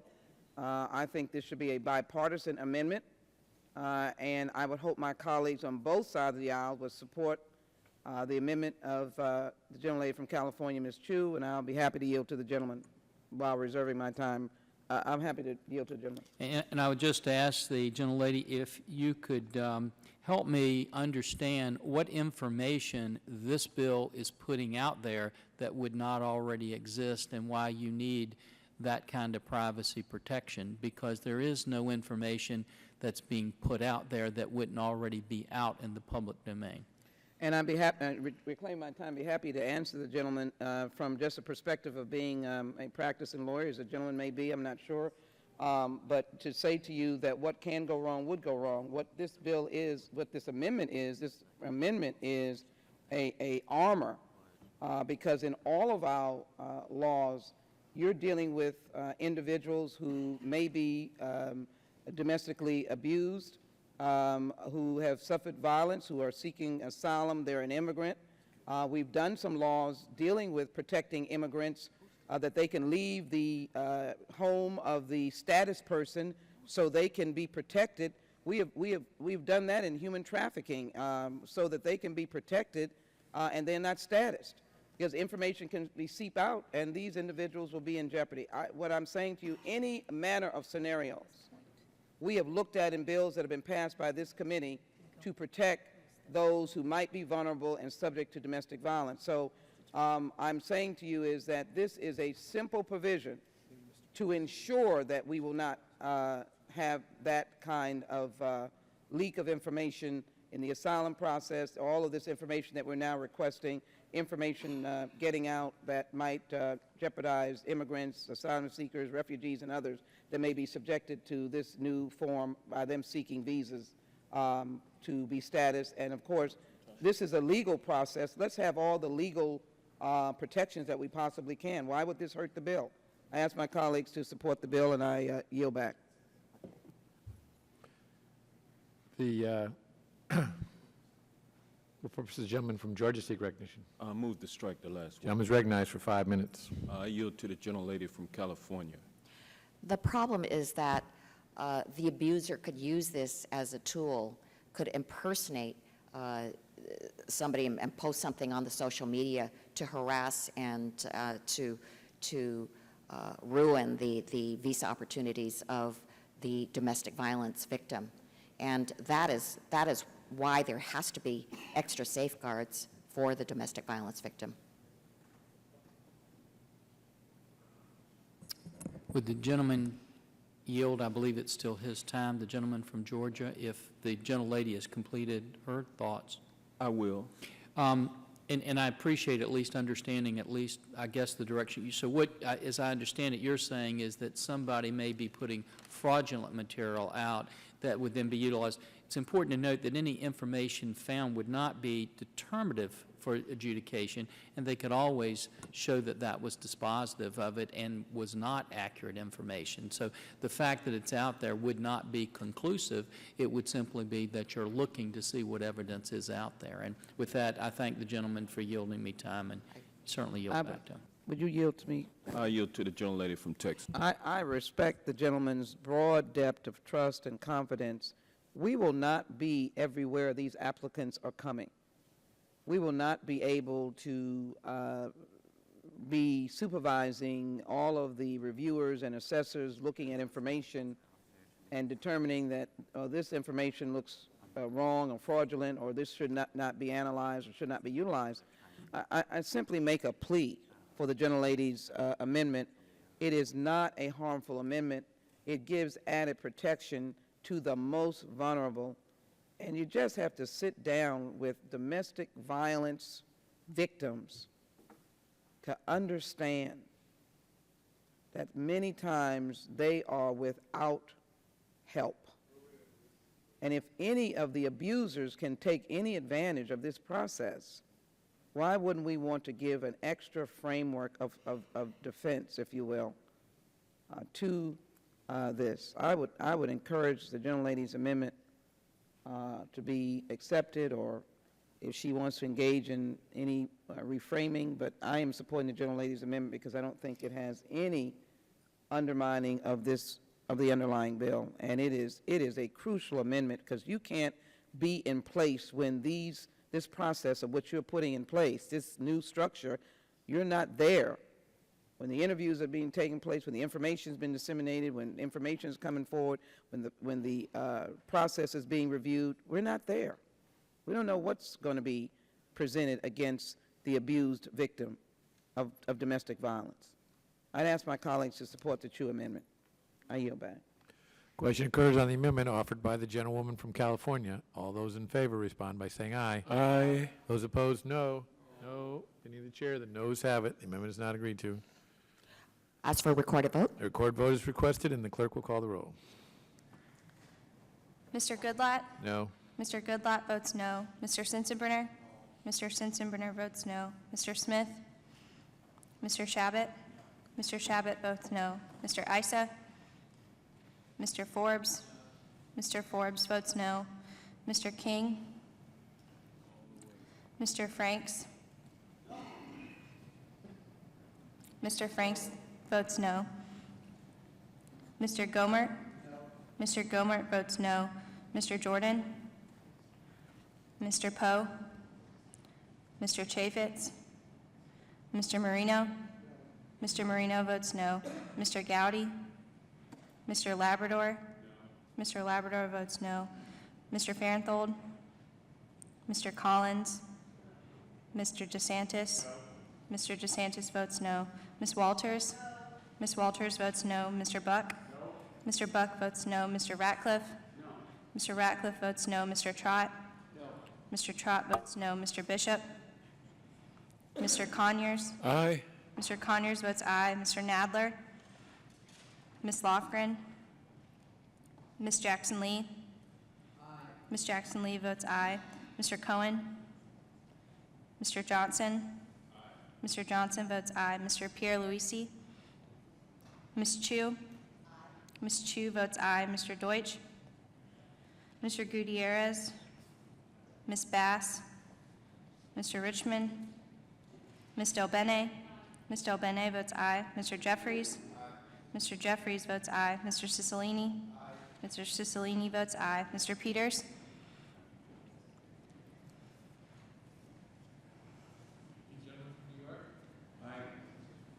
Mr. Nadler votes aye. The gentleman from Michigan. Mr. Bishop votes no. Has every member voted who wishes to vote? Clerk will report.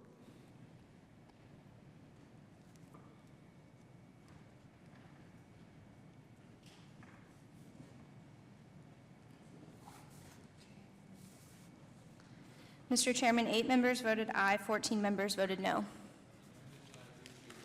Are there further amendments to H.R. 5203? For the purpose of the gentlewoman from Washington, seek recognition. I have amendment at the desk. The clerk will report the amendment.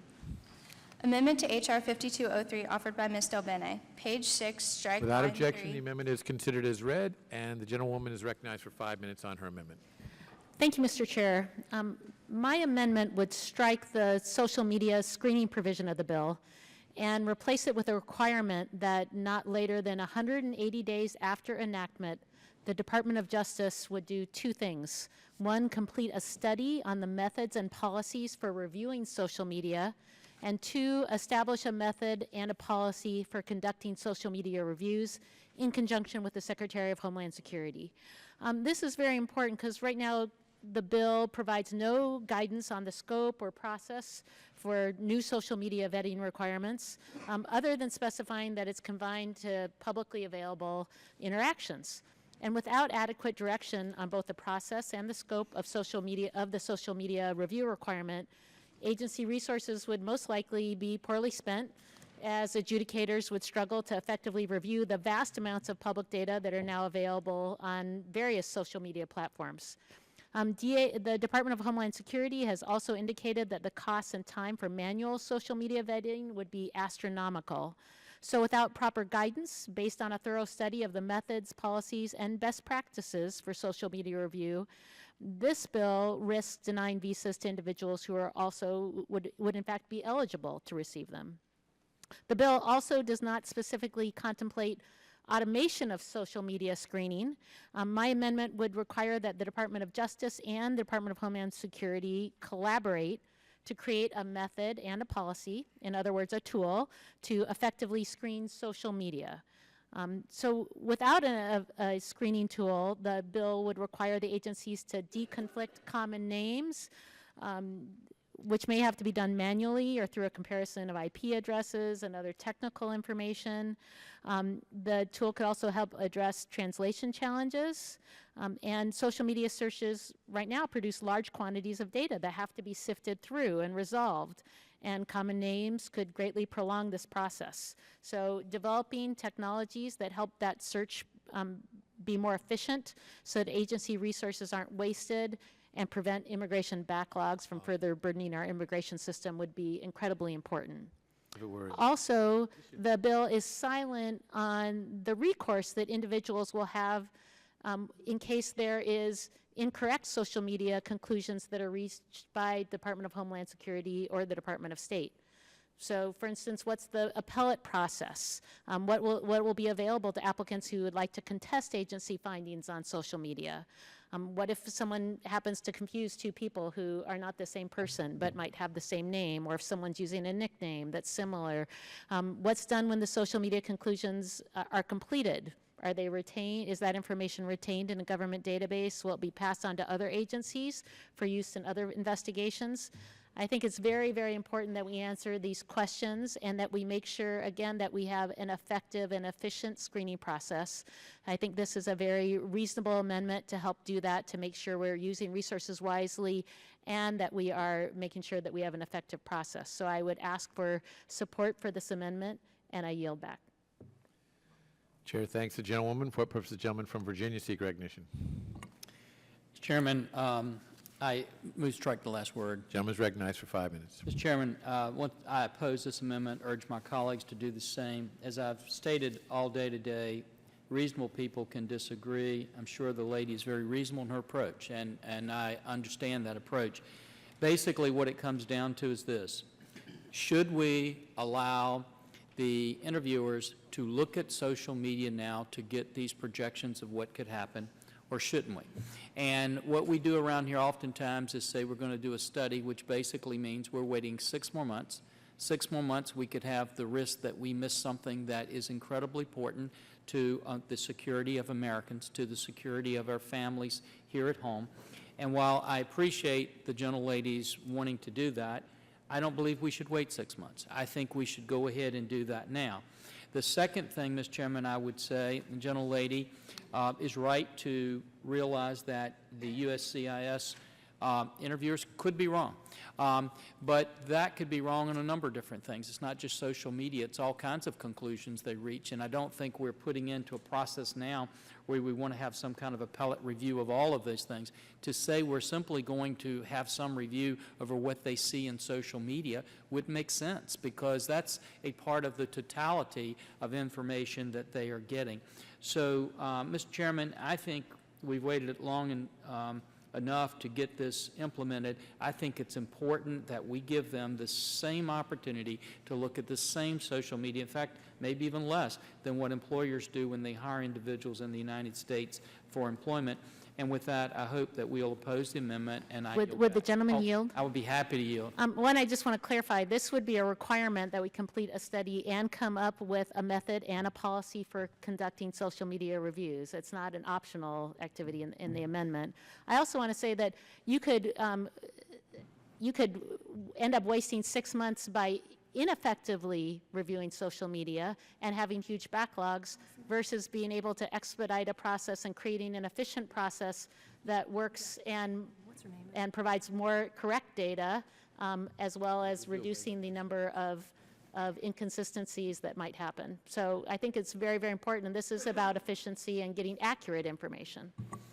And I absolutely agree it's important to get accurate information.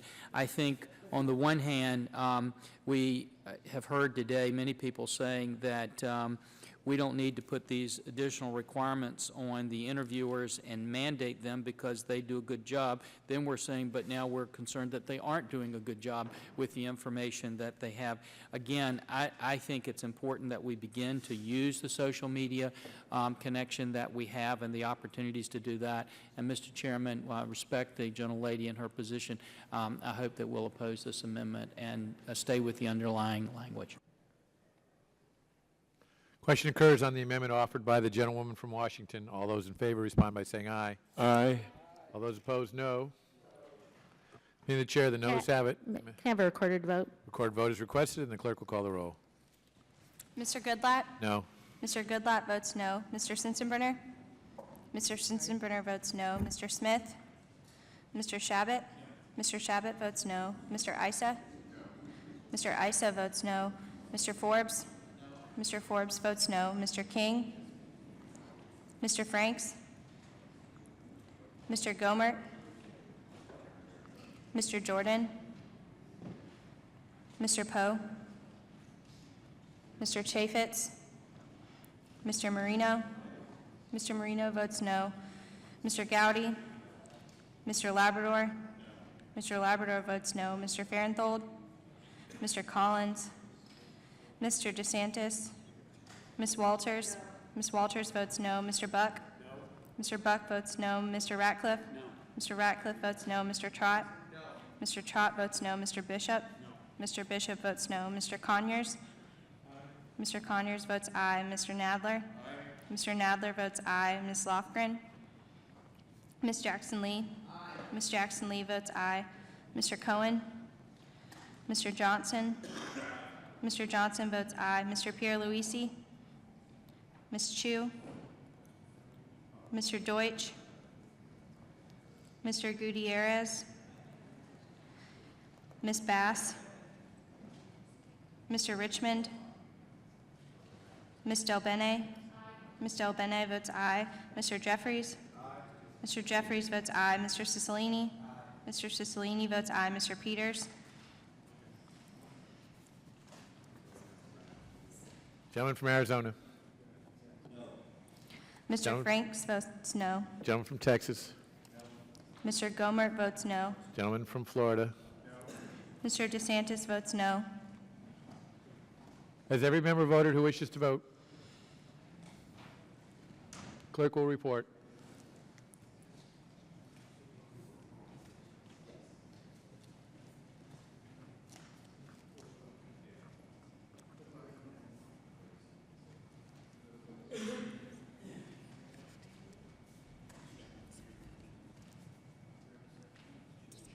The gentlewoman from California.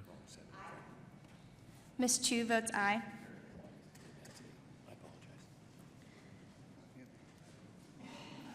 Mr. Chairman, 8 members voted aye, 15 members voted no. And the amendment is not agreed to. Are there further amendments to H.R. 5203? For purpose of the gentleman from Rhode Island, seek recognition. Mr. Chairman, I have an amendment at the desk. Clerk will report the amendment. Amendment to H.R. 5203 offered by Mr. Cicilline, page 6, line 18, to strike any Without such... objection, the amendment is considered as read, and the gentleman is recognized for 5 minutes. Mr. Chairman, if I may ask, I actually have 2 amendments, and if I may ask that the first amendment be the one that begins page 6, line 18. I'm sorry, I apologize. Page 6, line 8. I think that's the one we have. Okay, terrific, thank you. Gentleman is recognized for 5 minutes. Thank you, Mr. Chairman. My amendment would exempt family members of those serving the United States Armed Forces, refugees, asylees, and victims of domestic abuse, trafficking, and other crimes for the mandatory DNA testing requirement in Section 2 of this legislation. Under Section 2, DNA testing would be required at the expense of the petitioner or applicant for all visa applications predicated on a biological relationship. This bill would not limit the use of DNA testing where most appropriate and preserve scarce resources and focus on instances of real concern, but would require its use even when there is no indication of fraud or other questions about the family relationship. Particularly with respect to the men and women who serve in our military, there is no study or report that suggests that there is an endemic problem with fraud among members of the armed services petitioning for their spouses, parents, children, or other family members. In short, this is a solution in search of a problem. Members of our military, refugees, asylees, and victims are already subject to extensive background checks as part of their military service or the immigration screening process. And in the context of those who serve in the military, they are already aware that submitting a fraudulent petition for a family member jeopardizes their ability to serve and risks dishonorable discharge. Requiring them to take DNA tests is offensive to those who have served our country and risk their lives on our behalf. This proposal will result in unnecessary and excessive costs for each family-based immigration applicant and greater delays in visa processing. In many instances, veterans and certainly members of vulnerable populations lack the resources to pay for DNA testing for each family member, which may cost sometimes more than $500 per test. And I know there was reference to a $79 exam, but that's a take-home test, and we're talking about a test at an accredited lab. For family members living in remote locations abroad, travel to or access to a lab that conducts DNA testing may be prohibitively expensive. Ultimately, even within the more specific context of family-based visa applications and petitions, Section 2 of this legislation is overly broad. It would impose significant costs upon those who have already given so much to our country and those who can least afford it, those fleeing war, famine, or other kinds of persecution. So I urge my colleagues to support my amendment and ease the burden on our veterans and members of very vulnerable populations. Chair thanks the gentleman. For what purpose does the gentleman from Virginia seek recognition? Move to strike the last word, Mr. Chairman. Gentleman is recognized for 5 minutes. Mr. Chairman, I oppose this amendment, urge my colleagues to do the same. If you believe, as I believe, that DNA is a reasonable request to make sure that we do not have fraud, then we should be able to use DNA across the board. Terrorists will use any method that they can, and we have basically looked at this situation. When you talk about refugees, we would be stopping programs that the administration is currently requiring DNA on. And that would be, I think, very counterproductive. I believe this is a reasonable request. It's a reasonable thing for us to do to make sure that we're defending and protecting the United States of America. With that, I hope we'll reject the amendment, and I yield back, Mr. Chairman. Question occurs on the amendment offered by the gentleman from Rhode Island. All those in favor respond by saying aye. Those opposed, no.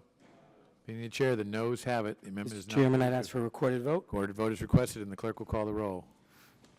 Mr. Goodlatte? No. Mr. Goodlatte votes no. Mr. Sensenbrenner? Mr. Sensenbrenner votes no. Mr. Smith? Mr. Shabbat? Mr. Shabbat votes no. Mr. Issa? Mr. Forbes? Mr. Forbes votes no. Mr. King? Mr. Franks? No. Mr. Franks votes no. Mr. Gomert? No. Mr. Gomert votes no. Mr. Jordan? Mr. Poe? Mr. Chaffetz? Mr. Marino? Mr. Gowdy? Mr. Labrador? No. Mr. Labrador votes no. Mr. Farenthold? Mr. Collins? Mr. DeSantis? No. Mr. DeSantis votes no. Ms. Walters? No. Ms. Walters votes no. Mr. Buck? No. Mr. Buck votes no. Mr. Ratcliffe? No. Mr. Ratcliffe votes no. Mr. Trott? No. Mr. Trott votes no. Mr. Bishop? No. Mr. Bishop votes no. Mr. Conyers? Mr. Nadler? Aye. Mr. Nadler votes aye. Ms. Lofgren? Ms. Lofgren votes aye.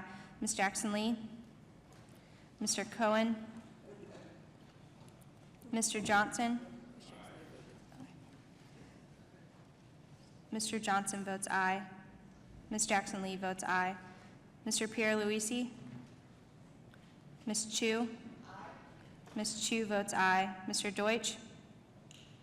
Mr. Gutierrez? Ms. Bass? Mr. Richmond? Ms. Del Bene? Ms. Del Bene votes aye. Mr. Jeffries? Mr. Jeffries votes aye. Mr. Cicilline? Mr. Cicilline votes aye. Mr. Peters?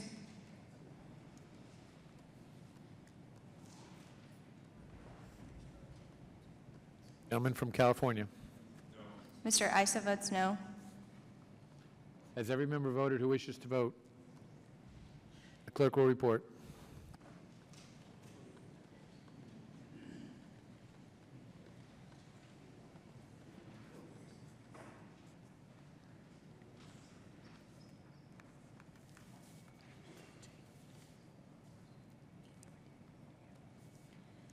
Mr. Chairman, 8 members voted aye, 14 members voted no. And the amendment is not agreed to. For purposes, the gentleman from Rhode Island seek recognition. Mr. Chairman, I have a second amendment at the desk. The clerk will report the amendment.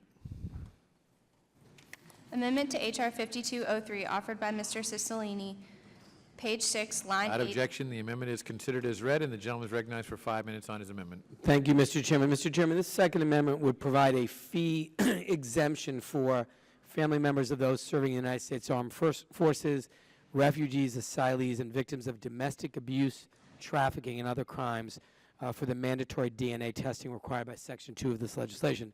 Unfortunately, because the last amendment I offered was defeated, those categories of individuals are still subjected to mandatory DNA testing. And while I appreciate my colleagues' arguments on the other side about the importance of these, if we impose this requirement on everyone who applies for a visa based on a biological relationship, there will be certainly many deserving applicants who will not be in a position to afford this DNA test, or who should not be asked to bear the cost of a test based on their service to our country. My amendment takes those concerns into consideration. It would not exempt anyone from the mandatory DNA testing under the bill. Instead, it would provide a fee waiver to individuals who have served this country in the military, expose themselves to tremendous danger on our behalf, keeping us safe all over the world, who have served in our military forces, as well as individuals who are part of very vulnerable populations who are fleeing very often unspeakable war and violence or famine or other kinds of persecution, who are very often not in a position to pay several $100s per family member for consideration of their asylum application. So I think this is a common sense way to at least respond to two groups that deserve consideration. I ask my colleagues to support this amendment, which simply waives the fees for these two categories of individuals so we can get to the merits of their claim and that we won't be shutting the door on so many qualified people who are entitled to either asylum or refugee status in our country or have served our country honorably in the armed forces. And with that, I yield back. The chair thanks the gentleman. For purposes, the gentleman from Virginia seek recognition. Mr. Chairman, I move to, or I oppose the amendment and urge my colleagues to do the same, and I move to strike the last word, Mr. Chairman. The gentleman is recognized for 5 minutes. And I oppose this amendment, and again, urge my colleagues to do so. If you look at this amendment and where it was placed, which would be line 18 on page 6, this is the DNA testing. Basically, what the gentleman is saying is he's going to waive the fees of the companies that are doing the DNA testing. We don't have the ability to waive the fees for the companies that are doing the DNA testing. Many situations, these are private companies, and we don't have the ability to do that under this bill. So based upon that, Mr. Chairman, I hope that we'll oppose this amendment, and I yield back the balance of my time. Question occurs on the amendment offered by the gentleman from Rhode Island. All those in favor respond by saying aye. Those opposed, no. In the chair, the noes have it. The amendment is not agreed to. Mr. Chairman, I ask for a recorded vote. Recorded vote is requested, and the clerk will call the roll. Mr. Goodlatte? No. Mr. Goodlatte votes no. Mr. Sensenbrenner? Mr. Sensenbrenner votes no. Mr. Smith? Mr. Shabbat? Mr. Shabbat votes no. Mr. Issa? Mr. Issa votes no. Mr. Forbes? Mr. Forbes votes no. Mr. King? Mr. Franks? Mr. Franks votes no. Mr. Gomert? Mr. Gomert votes no. Mr. Jordan? Mr. Poe? Mr. Chaffetz? Mr. Marino? Mr. Gowdy? Mr. Labrador? Mr. Labrador votes no. Mr. Farenthold? Mr. Collins? Mr. DeSantis? Mr. DeSantis votes no. Ms. Walters? No. Ms. Walters votes no. Mr. Buck? Mr. Ratcliffe? No. Mr. Ratcliffe votes no. Mr. Trott? No. Mr. Trott votes no. Mr. Bishop? No. Mr. Bishop votes no. Mr. Conyers? Mr. Nadler? Aye. Mr. Nadler votes aye. Ms. Lofgren? Ms. Lofgren votes aye. Ms. Jackson Lee? Ms. Jackson Lee votes aye. Mr. Cohen? Mr. Cohen votes aye. Mr. Johnson? Aye. Mr. Johnson votes aye. Mr. Pierluisi? Ms. Chu? Aye. Ms. Chu votes aye. Mr. Deutsch? Mr. Gutierrez? Ms. Bass? Mr. Richmond? Ms. Del Bene? Ms. Del Bene votes aye. Mr. Jeffries? Aye. Mr. Jeffries votes aye. Mr. Cicilline? Aye. Mr. Cicilline votes aye. Mr. Peters?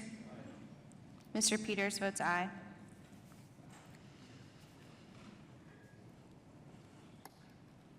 The gentleman from Texas? Gentleman from Florida?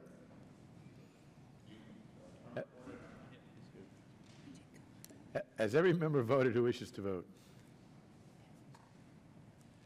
The clerk will report.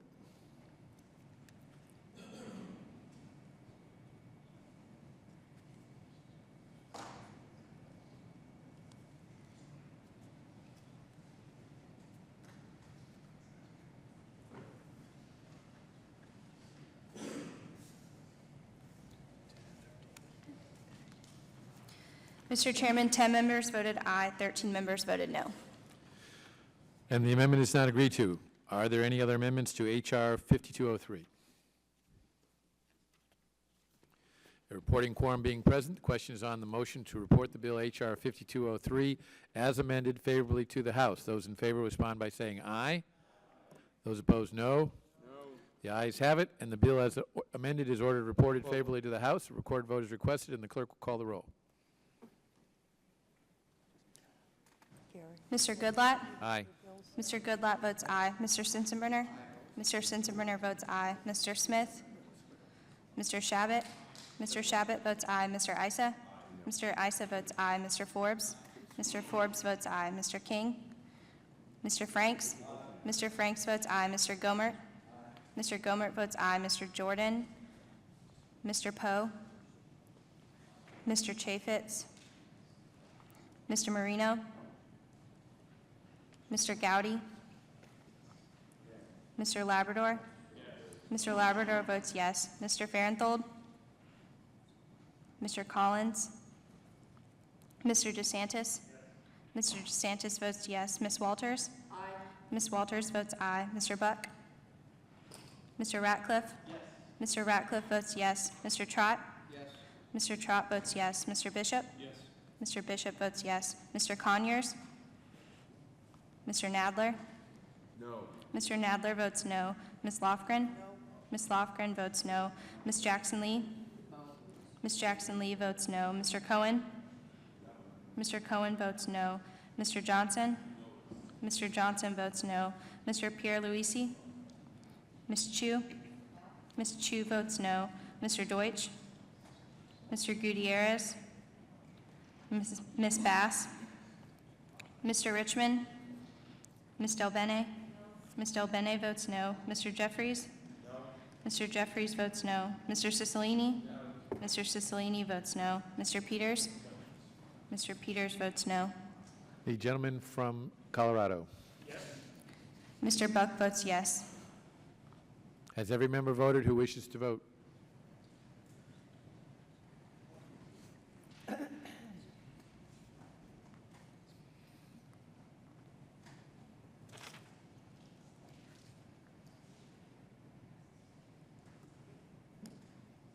Clerk will report.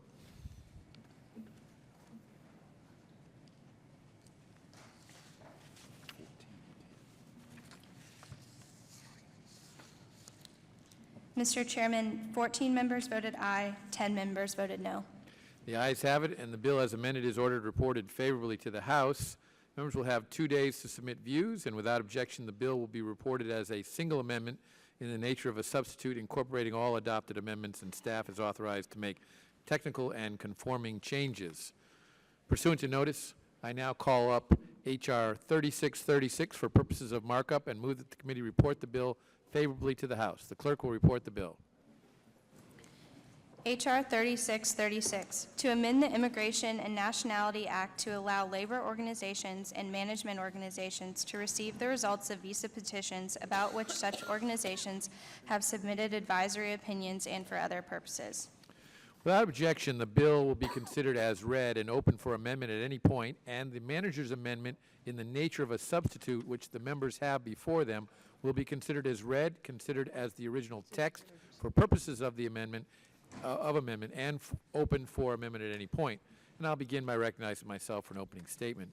H.R. 3636, the Overseas Visa Integrity with Stakeholders Advisories Act, introduced by Congresswoman Mimi Walters, makes a valuable improvement to the O visa program. It will provide needed transparency while helping to combat fraud. An O visa is a temporary visa for an alien who has extraordinary ability in the sciences, arts, education, business, or athletics, and seeks to enter the United States to continue work in the area of extraordinary ability. An O2 visa is a temporary visa for an alien who seeks to enter the United States to accompany and assist in the performance by an alien on an O1 visa. An O2 alien must be an integral part of such performance and have critical skills and experience. Employers seeking O visas must satisfy a consultation requirement designed to protect American workers. When filing O1 petitions, they must include a written advisory opinion, generally from a peer group or labor organization with expertise in the specific field.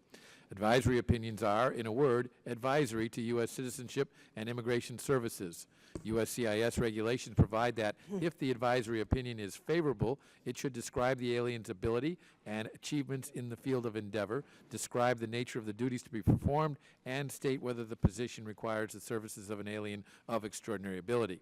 A consulting organization may instead submit a letter of no objection. If the advisory opinion is not favorable, it must set forth a specific statement of facts which supports the conclusion reached. USCIS has told me and Mr. Conyers that consultations are only one piece of evidence reviewed in the totality of all the information provided.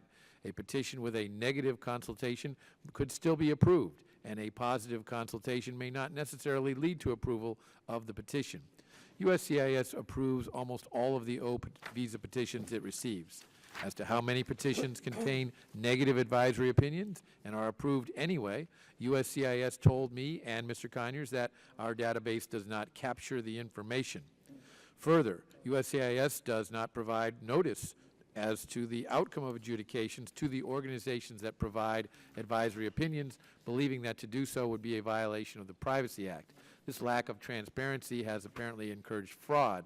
The Directors Guild of America, which submits many advisory opinions, has reported of instances where petitioners who receive an objection from one labor organization seek an advisory opinion from a different organization, or remove or revise the evidence in their petition to omit the basis for DGA's objection before submitting the petition to USCIS. It has also reported of petitioners who physically alter DGA letters to change their content or draft fabricated letters and forge DGA signatures.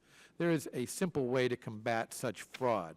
If organizations providing advisory opinions could see the actual decisions issued by USCIS in the cases they were asked to opine on, including the advisory opinions as submitted to the government by the employers, they could self-police for fraud. And they would also learn of those instances where USCIS has approved petitions over their objections. They and Congress could better ascertain whether USCIS is being judicious in its determinations and protecting American workers from foreign workers who do not meet the standards for the O visa program. I can think of no reasonable policy argument against such transparency. Legitimate privacy considerations do not come into play. After all, it was the petitioners themselves who first approached outside organizations and asked them to review the merits of their proposed O visa recipients. H.R. 3636 takes this common sense step. It provides that DHS shall provide a copy of a decision on an O visa petition involving a motion picture or television production to the organization that provided an advisory opinion. I commend Ms. Walters for introducing this needed legislation, and I urge my colleagues to support it. I would like to make an additional point. There are other forms of the O visa program that the committee should consider at an appropriate time to facilitate its use by truly extraordinary individuals. Among those would be H-1B-like portability, in which O visa holders could begin working for new employers upon the new employer's filing of appropriate petitions, and expanding a current measure that allows O visa petitions to be filed for certain aliens without advisory opinions if the aliens had previously received O visas, had received advisory opinions within the last 2 years, and seek to perform similar services. In the meantime, I encourage my colleagues to support this bill. And it's now my pleasure to recognize the gentlewoman from California, the ranking member of the Subcommittee on Immigration and Border Security, for her opening statement. Thank you, Mr. Chairman. I'm pleased to support the Overseas Visa Integrity Stakeholders Advisory Act. It's a narrow bipartisan bill. As you mentioned, the O-Visa Act requires that U.S. Citizenship and Immigration Services provide a copy of the decision to the labor union that was consulted as part of the O-1B petition process for an individual seeking to work in motion picture or television. I think this bill will ensure that union consultation is a meaningful part of the agency adjudication as is required under current law, and it will also bring transparency for employers, workers, and the organizations that represent them, which is always a good thing. I do believe that we could be doing more in this area, and as the chairman has referenced, the portability issue for O-1 visa holders is important. If you're able to move between jobs, it not only helps employers, but it also ensures that foreign workers aren't trapped in positions or used to undercut the wages of U.S. workers. So I hope that we can work together to improve that. I would note also that an issue that has been brought to my attention is that of O2s, individuals who will accompany an O1B artist. O2s must be an integral part of the O1A's activity, and for the O2's assistance must be essential to the completion of the O1B's protection. Now, the O2 workers are supposed to have critical skills and experience with the O1, and the O1B cannot successfully perform without the O2s. Concern has been expressed to me that there may be a need to, there may be abuse in terms of large numbers of O2s accompanying the O1Bs.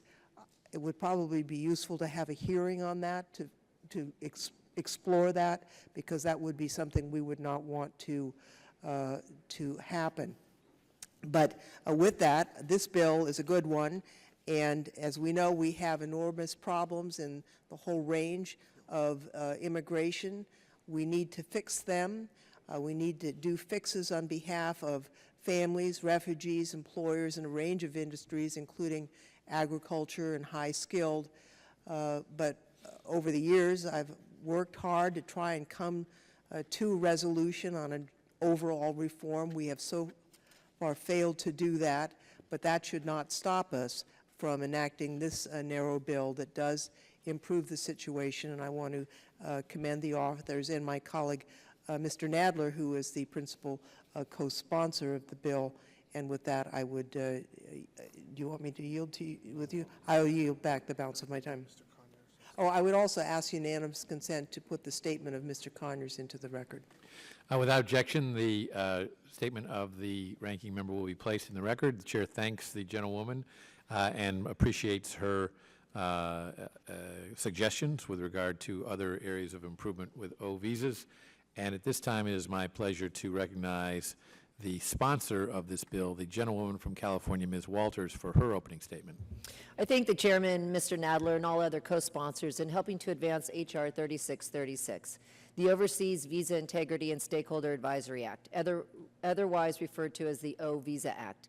Congress established the O-Visa program to allow non-immigrants with extraordinary abilities to be employed in the sciences, arts, education, business, or athletics.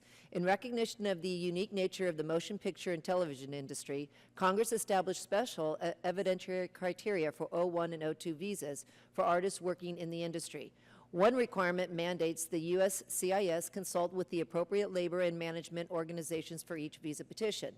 The reason for this is very simple. Those organizations are best suited to evaluate whether a visa applicant has demonstrated extraordinary achievement, the standard for O1 and O2 visa petitioners. These consulting organizations dedicate substantial resources to advise USCIS on the merits of visa petitions. They are essential to identifying fraud as well as protecting U.S. workers capable of filling those jobs. Unfortunately, these organizations are never notified as the USCIS's final petition decision. Consulting organizations should be notified of these decisions so they may better assist USCIS in determining fraud and properly implement the O-Visa standards. There have been serious indications of fraud in O1 and O2 visa petitions, including outright forgery of advisory opinions, shell production companies, and sponsoring employers without any connection to the motion picture and television industry. These concerns led Chairman Goodlatte and Ranking Member Conyers to sign a letter to USCIS in 2014 which stated, and I quote, "It seems that, at the very least, USCIS should be notifying these organizations when it approves petitions over their objections. However, we are told that such organizations are rarely, if ever, notified regarding the outcome of petitions to which they object. Ensuring transparency in the adjudication process for any visa program is essential to a secure and effective immigration policy, and therefore we are concerned about the reported potential fraud in O1 and O2 visa petitions," end quote. It is important to note that there are no indications of abuse by the major studios, such as members of the MPAA. In fact, it is my understanding that the labor and management consulting organizations concur with the vast majority of O-Visa petitions submitted by the major studios. Simply put, the major studios are not the problem. The O-Visa Act, which Mr. Nadler and I have put forth, is a narrow provision that injects transparency into the visa petition process. It requires the Secretary of Homeland Security to provide a copy of the USCIS visa petition decision to the consulting organization that was required to provide the advisory opinion for that specific petition. Essentially, the organization will be copied on the agency's decision. Congress wisely recognized that the opinions of these private stakeholders deserve proper consideration due to their unique expertise in the industry. Congress should further utilize the expertise by authorizing USCIS to copy these organizations because this will assist in identifying fraud and protecting American jobs. I am fully aware that there are other issues regarding O-visas that must be addressed. In particular, there are serious concerns that USCIS's decision-making process moves far too slowly. This lack of efficiency means that film and television face considerable delays and unnecessary costs. I'm committed to working with the committee and the industry to address these issues in the future. I encourage my colleagues to support H.R. 3636, the O-Visa Act, and I yield back.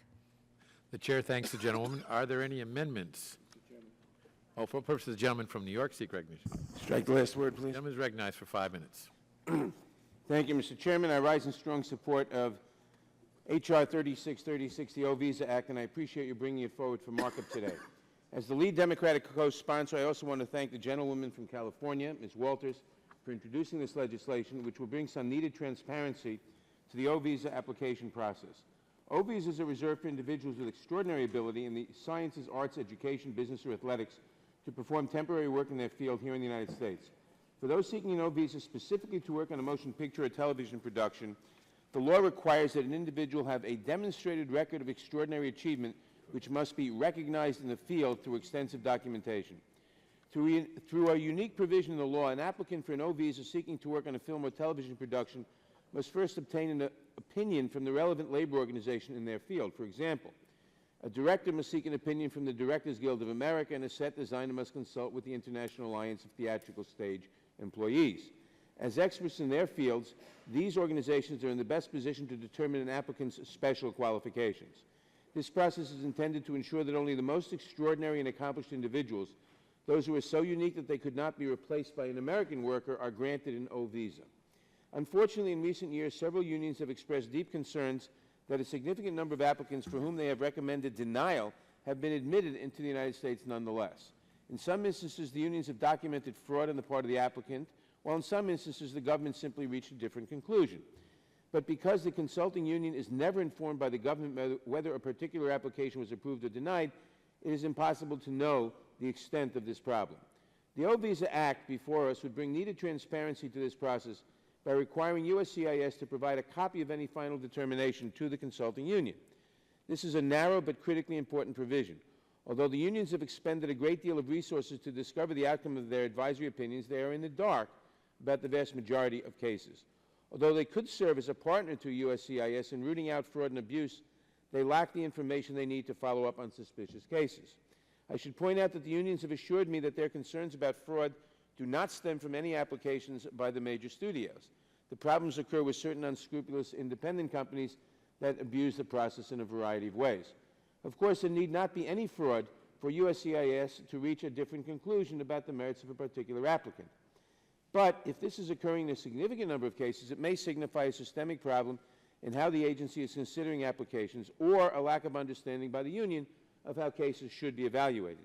In either case, it is only fair that the unions have sufficient knowledge of how petitions are decided so that they can have a meaningful discussion with USCIS about any concerns that they may have. The O-Visa Act would provide the transparency necessary to undertake this process, and I urge my colleagues to support it. I want to note that since this bill simply requires that USCIS provide a copy of any final decision to the consulting organization, it should not burden the agency or add any delays in processing O-Visa applications. However, I recognize that many sponsoring employers have expressed concerns over the inefficiency of the current process and that reforms are needed to streamline the application process. As the Chairman knows, the language contained in H.R. 3636 has historically been coupled with provisions that also make important changes to the O&B visa programs for those seeking entry for motion picture and television productions. These provisions are included in such bills as the Senate's comprehensive immigration reform legislation from the last Congress. Specifically, these changes provided the same common-sense portability that exists in other visa categories, removed redundancies in the consultation process, and better aligned these entry programs with others that might involve an honorarium or appearance fee. Making these common-sense reforms will help keep film and television productions in the U.S. and will help ensure that USCIS is able to devote its resources to preventing and detecting any potential fraud or abuse. I hope that these meritorious provisions will also be considered by this committee under regular order. If the Chairman would enter into a brief colloquy, I would ask him whether it is his intention to consider these changes to the O&B programs. Would the gentleman yield? I will yield. I thank the gentleman for his question, and I agree that these provisions are meritorious, a number of them being contained in Mr. Ice's Skills Visa Act, which the committee approved last Congress. I would tell the gentleman that it is my intention to address these issues in the future, and although we are not considering these measures today, I look forward to working with the gentleman from New York and others to advance additional reforms to these programs, and I appreciate his raising the issue. Thank you. In reclaiming the time, I thank the Chairman for his assurances. I urge my colleagues to support this bill, and I yield back the balance of my time. Chair thanks, gentlemen. Are there any amendments to H.R. 3636?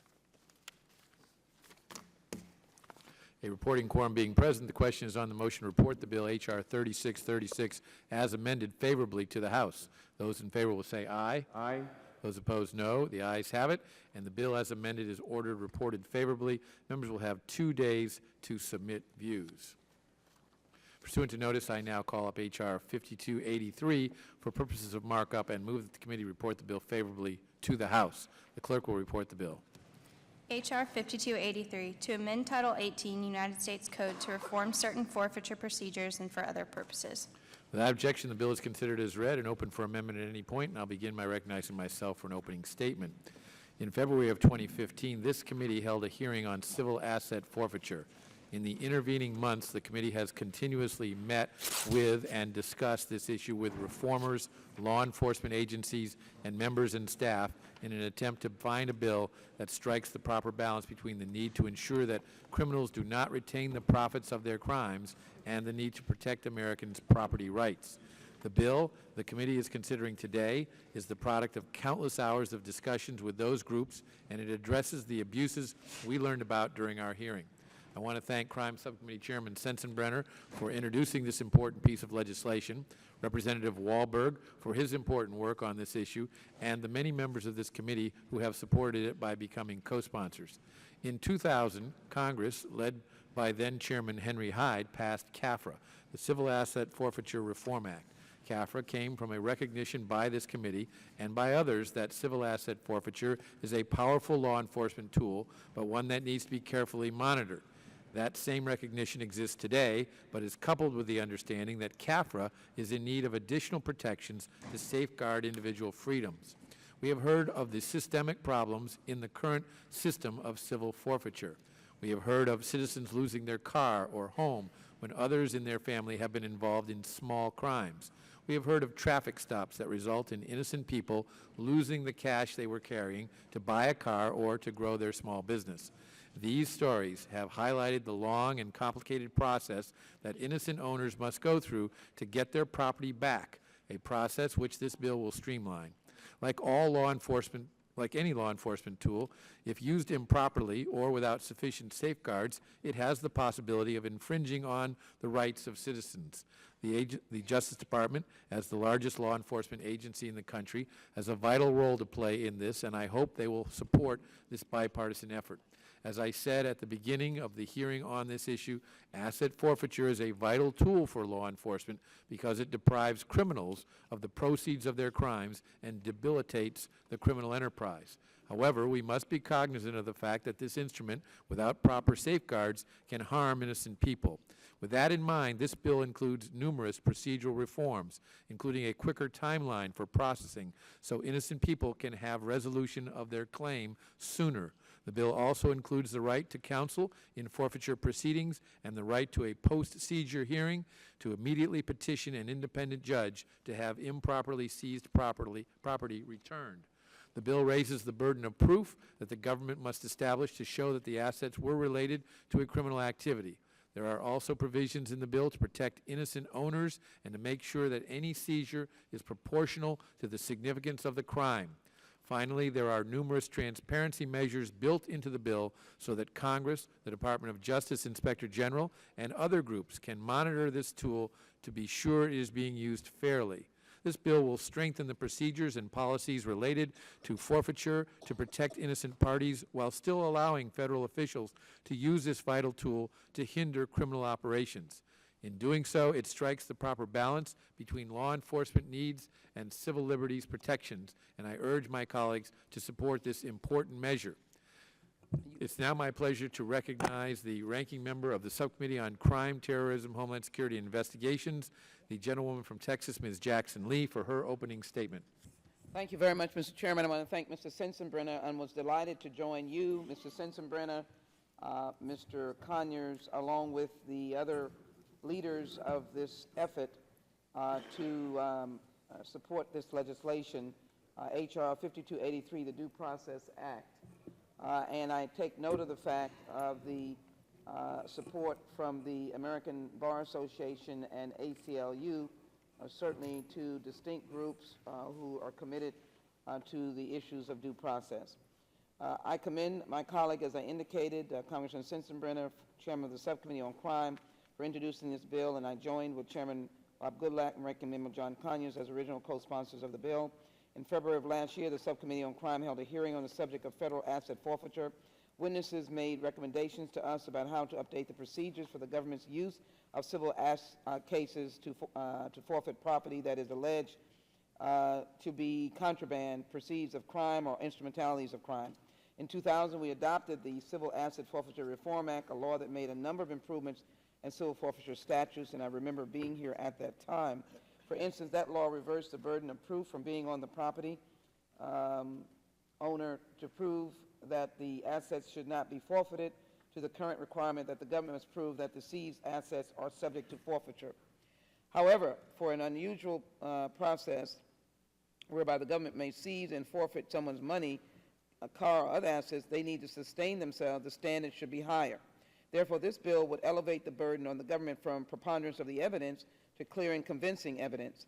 The bill would make a number of other changes, including a claimant to request an initial hearing, or allowing a claimant to request an initial hearing in a civil forfeiture case to determine whether the seizure was proper in the first place before the property is completely consumed. Among these other improvements to the law, the bill would make, I want to highlight, those which would address the urgent issue of indigent defense. Consistent with the Sixth Amendment, we must ensure that those whose property is seized by the government and subject to civil forfeiture proceedings have adequate counsel. In the initial hearing, the property owner is to be notified by the magistrate that he or she has a right to counsel, that he or she may, under some circumstance, be provided counsel if they cannot afford an attorney. In addition, as it stands now, the provision of counsel for those who cannot afford it in the federal forfeiture cases is limited. That is why this bill would extend the right of the indigent property owners to have counsel provided to them in both judicial and administrative forfeiture proceedings, which is a step forward. Although almost all the changes in this bill relate to civil forfeiture, the one change to criminal forfeiture law involves this important issue of right to counsel. In 2014, the Supreme Court ruled in Cayley versus United States that the Constitution does not require a criminal defendant to be given an evidentiary hearing to contest the restraint of their assets. even when they would be unable to pay for an attorney to defend themselves if their money or other assets are being held by the government. In response, rightly so, H.R. 5283 would grant defendants the right to such hearings in order to determine whether the seizure and restraint of their assets should be modified or negated so that they may pay for counsel of their choice. These are some of the more important issues the bill addresses. So finally, let me say that we need to make these changes because of the interests of owners of seized property, but to ensure that forfeiture only takes place when appropriate, and that there is a balance. The government's practice of asset forfeiture involves the intake of substantial sums of money. The forfeiture funds maintained by the Department of Justice and Department of Treasury together take in over $5 billion a year. Under the statute, these funds can be put to good use, including the $4.1 billion in assets given to the victims of crime by the Department of Justice through asset forfeiture since 2000, of which $1.8 billion was recovered through civil forfeiture. Surely a program this size deserves more scrutiny, but overall we must set the rules that ensure justice in individual cases. That is because seizing even a relatively small amount of money may present a real hardship for those of lesser means and those who are innocent. Maybe their relatives are involved and they innocently are caught up in the web. Therefore, we must ensure that federal laws that allow for the forfeiture of money and other assets include the necessary protections to ensure the innocent do not suffer from wrongful confiscation. Let me again ask my colleagues to support this legislation, making great strides in providing due process to all Americans. With that, I yield back. Mr. Chairman. Chair thanks the gentlewoman, and it's now my pleasure to recognize the chief sponsor of this legislation and the chairman of the Crime, Terrorism, and Homeland Security and Investigation Subcommittee, the gentleman from Wisconsin, Mr. Sensenbrenner, for his opening statement. Thank you very much, Mr. Chairman. With origins in medieval law, civil asset forfeiture is premised on the legal fiction that inanimate objects bear moral culpability when used in a crime. The government commences legal action against our stuff, not us, thereby justifying lower legal protections. On the upside, this leads to some funny case names, such as United States versus $124,700 in U.S. currency, United States versus approximately 64,695 pounds of shark fins, United States versus an article consisting of 50,000 cardboard boxes, more or less, each containing one pair of clacker balls, and my personal favorite, South Dakota versus 15 impounded cats. The last one would be a great title for a movie. When we look past the case names of the people involved, the outcomes are less than moving. Mandrell Stewart was pulled over because of the tint on his windows. He owned a restaurant and was carrying cash to buy new kitchen equipment. Even though there was no evidence that the money was unlawfully obtained, the police seized the $17,550.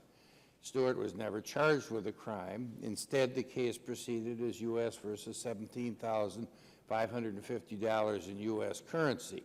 Stewart fought and won in court, and the court ordered the government to return his money and pay nearly $12,000 in attorney's fees. The outcome is the exception and not the rule. 80% of forfeitures are uncontested, and law enforcement is frequently allowed to keep large portions of the proceeds. Even for Stewart Mandrell, victory came as a cost. It took 15 months for the court to order to return his property and attorney's fees. Unable to pay his rent, Stewart had to close his restaurant. One can only imagine the disillusionment that he felt. America was blessed with visionary leaders who understood the virtues of limited government and individual rights. The right to own property is enshrined in the Fifth Amendment. Current forfeiture provisions mock the spirit and meaning of that passage. Our former colleague Henry Hyde described civil asset forfeiture as, quote, an unrelenting government assault on property rights fueled by a dangerous and emotional vigilante mentality that sanctions shredding the United States Constitution into meaningless confetti, unquote. Hyde led an effort to reform that culminated in passage of the Civil Asset Forfeiture Reform Act, or CAFRA for short. It was a noble effort, but it plainly fell short. In advancing CAFRA, Mr. Hyde noted that in 1993, the Department of Justice forfeited $556 million. Post-CAFRA, in 2012, DOJ forfeited $4 billion. adequate forfeiture reform is long overdue. I am proud that the committee is undertaking that reform today. One of the most important changes in CAFR was the creation of a timeline governing the process. The ability to force timely adjudication mitigates the hardship to innocent owners, then expedites the title transfer in the event of a valid forfeiture. The Due Process Act broadens the application or applicability of CAFR's timelines, further expedites the forfeiture process to ensure timely adjudication, and implements new protections to ensure property owners can contest seizures. Recognizing the punitive nature of civil forfeiture, the Due Process Act raises the government's burden of proof from a preponderance of the evidence to clear and convincing evidence. Section 5 is the bill's only reform to criminal forfeiture. In Cayley versus the United States, the Supreme Court ruled that a defendant is not constitutionally entitled to an evidentiary hearing to contest the factual predicate of a pretrial restraint on assets, even when that money is necessary to pay for his defense. The bill reverses the Cayley decision and bolsters the Sixth Amendment right to counsel. If the government restrains assets pretrial, a defendant can move for a hearing to determine whether the seizure should be modified or rescinded to preserve the defendant's right to counsel. The bill also provides additional protection for innocent owners. Under current law, property owners have the burden of proving their innocence. This bill puts the burden of proving guilt on the government where it belongs. Finally, under current law, a judge may reduce the value of a forfeiture only when the forfeiture is so grossly disproportionate to the underlying wrongdoing that it rises to the level of a constitutional violation. The Due Process Act gives judges greater latitude to reduce the size of a penalty when it is disproportionate to the offense. These are important and long overdue changes, and I thank the chairman for his leadership and urge the committee to adopt this legislation. Lastly, I would be remiss if I did not mention the contributions of Tiffany Joslin made to this bill. As everyone in the judiciary family is aware, Tiffany was tragically killed in a car accident earlier this year. Tiffany was an integral part of the bipartisan group of staff that worked on this bill. It is one of the many areas where she made a lasting impact on this committee and to her country. I am proud to remember and honor her as we advance this important legislation.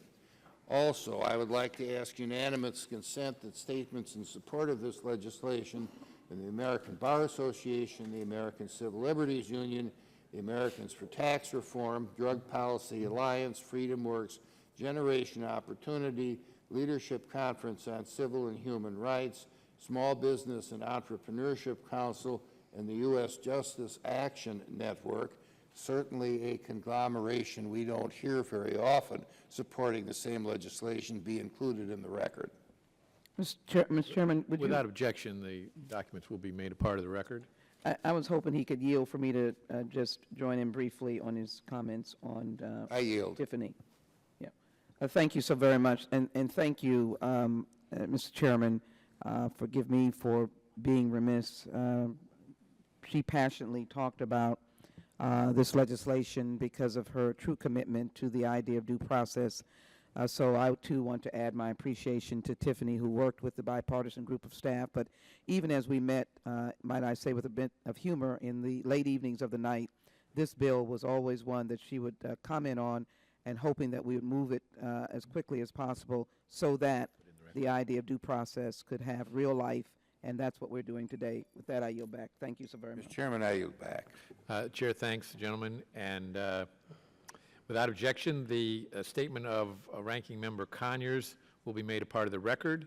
Without objection, all the members' opening statements will be made a part of the record. And for purposes, the gentleman from Michigan seek recognition. Move to strike the last word. The gentleman is recognized for 5 minutes. Thank you, Mr. Chairman. The civil forfeiture laws give the government an important tool to seize assets, and I wholly support the process. But this bill is legislation that I strongly support because the process needs to be improved. As an attorney in private practice, I probably handled over 100 forfeiture cases representing innocent lien holders. I found the process typically plagued with unnecessary delays. It was unduly expensive for my clients, at times arbitrary. and more often than not frustrating and difficult. So I support the legislation and thank the gentleman from Wisconsin for introducing the bill. Well, the chair Yield thanks back. the gentleman for his support of this effort and for his experience that he brings to this issue. Are there any amendments to H.R. 5283? Chairman, I have an amendment at the desk. The clerk will report the amendment. Amendment to H.R. 5283 offered by Mr. Sensenbrenner. In section Without objection, the amendment is considered as read, and the gentleman is recognized for 5 minutes on it. I'll take about 15 seconds. The amendment makes important technical changes to the introduced bill to ensure the procedural forms operate as designed. I urge my colleagues to support this necessary amendment and yield back. Would the gentleman yield? I yield. I thank the gentleman for this important amendment, which makes small technical corrections to the language as introduced. These changes will ensure that the reforms contained in the bill are effective and match the intent of the drafters. I support this amendment and urge my colleagues to do the same. The question occurs on the amendment offered by the gentleman from Wisconsin. All those in favor respond by saying aye. Aye. Those opposed, no. The ayes have it, and the amendment is agreed to. Are there any other amendments? Mr. Chairman, For purposes, the gentlewoman from California seek recognition. I'd like to strike the last word. Gentlewoman is recognized for 5 minutes. I just wanted to, I'd considered offering an amendment, and then I decided that that would be counterproductive. There is a problem in terms of equitable sharing, and I think the chairman himself referenced the need at some point to get into that issue. I do believe that the sharing should comply with state law, and that's not always been the case. But I understand that this bill is a consensus document. It does improve the situation. I don't want to offer an amendment that would be an impediment to adopting these improvements. But I do hope, Mr. Chairman, that we can work on this further refinement at a future date. The chair thanks the gentlewoman and appreciates her forbearance and acknowledges that, as she notes, there is further work to be done in this area, just not today. I yield back. The chair thanks the gentlewoman. A reporting quorum being present, the question is on the motion to report the bill H.R. 5283 as amended favorably to the House. Those in favor respond by saying aye. Those opposed, no. The ayes have it, and the bill as amended is ordered reported favorably. Members will have 2 days to submit views. Without objection, the bill will be reported as a single amendment in the nature of a substitute, incorporating all adopted amendments, and staff is authorized to make technical and conforming changes. This completes the business for today. Members are thanked for their forbearance. What purpose Mr. Chairman, the woman from Texas seek recognition? may I offer a congratulatory note to Mr. Sensenbrenner again? I understand that the Adam Waltz bill passed the Senate. I don't know if we're taking the exact same bill, but this is its 10th year, and I know that this Judiciary Committee will look fondly upon it, so I want to congratulate him as it may be moving forward. Thank you very much. I yield back. Thanks, the gentleman. Thanks and congratulates the gentleman from Virginia, Mr. Forbes, the gentleman from California, Ms. Walters, the gentleman from Wisconsin, Mr. Sensenbrenner, on the passage of their bills. Thanks to all of our members for attending. The markup is adjourned.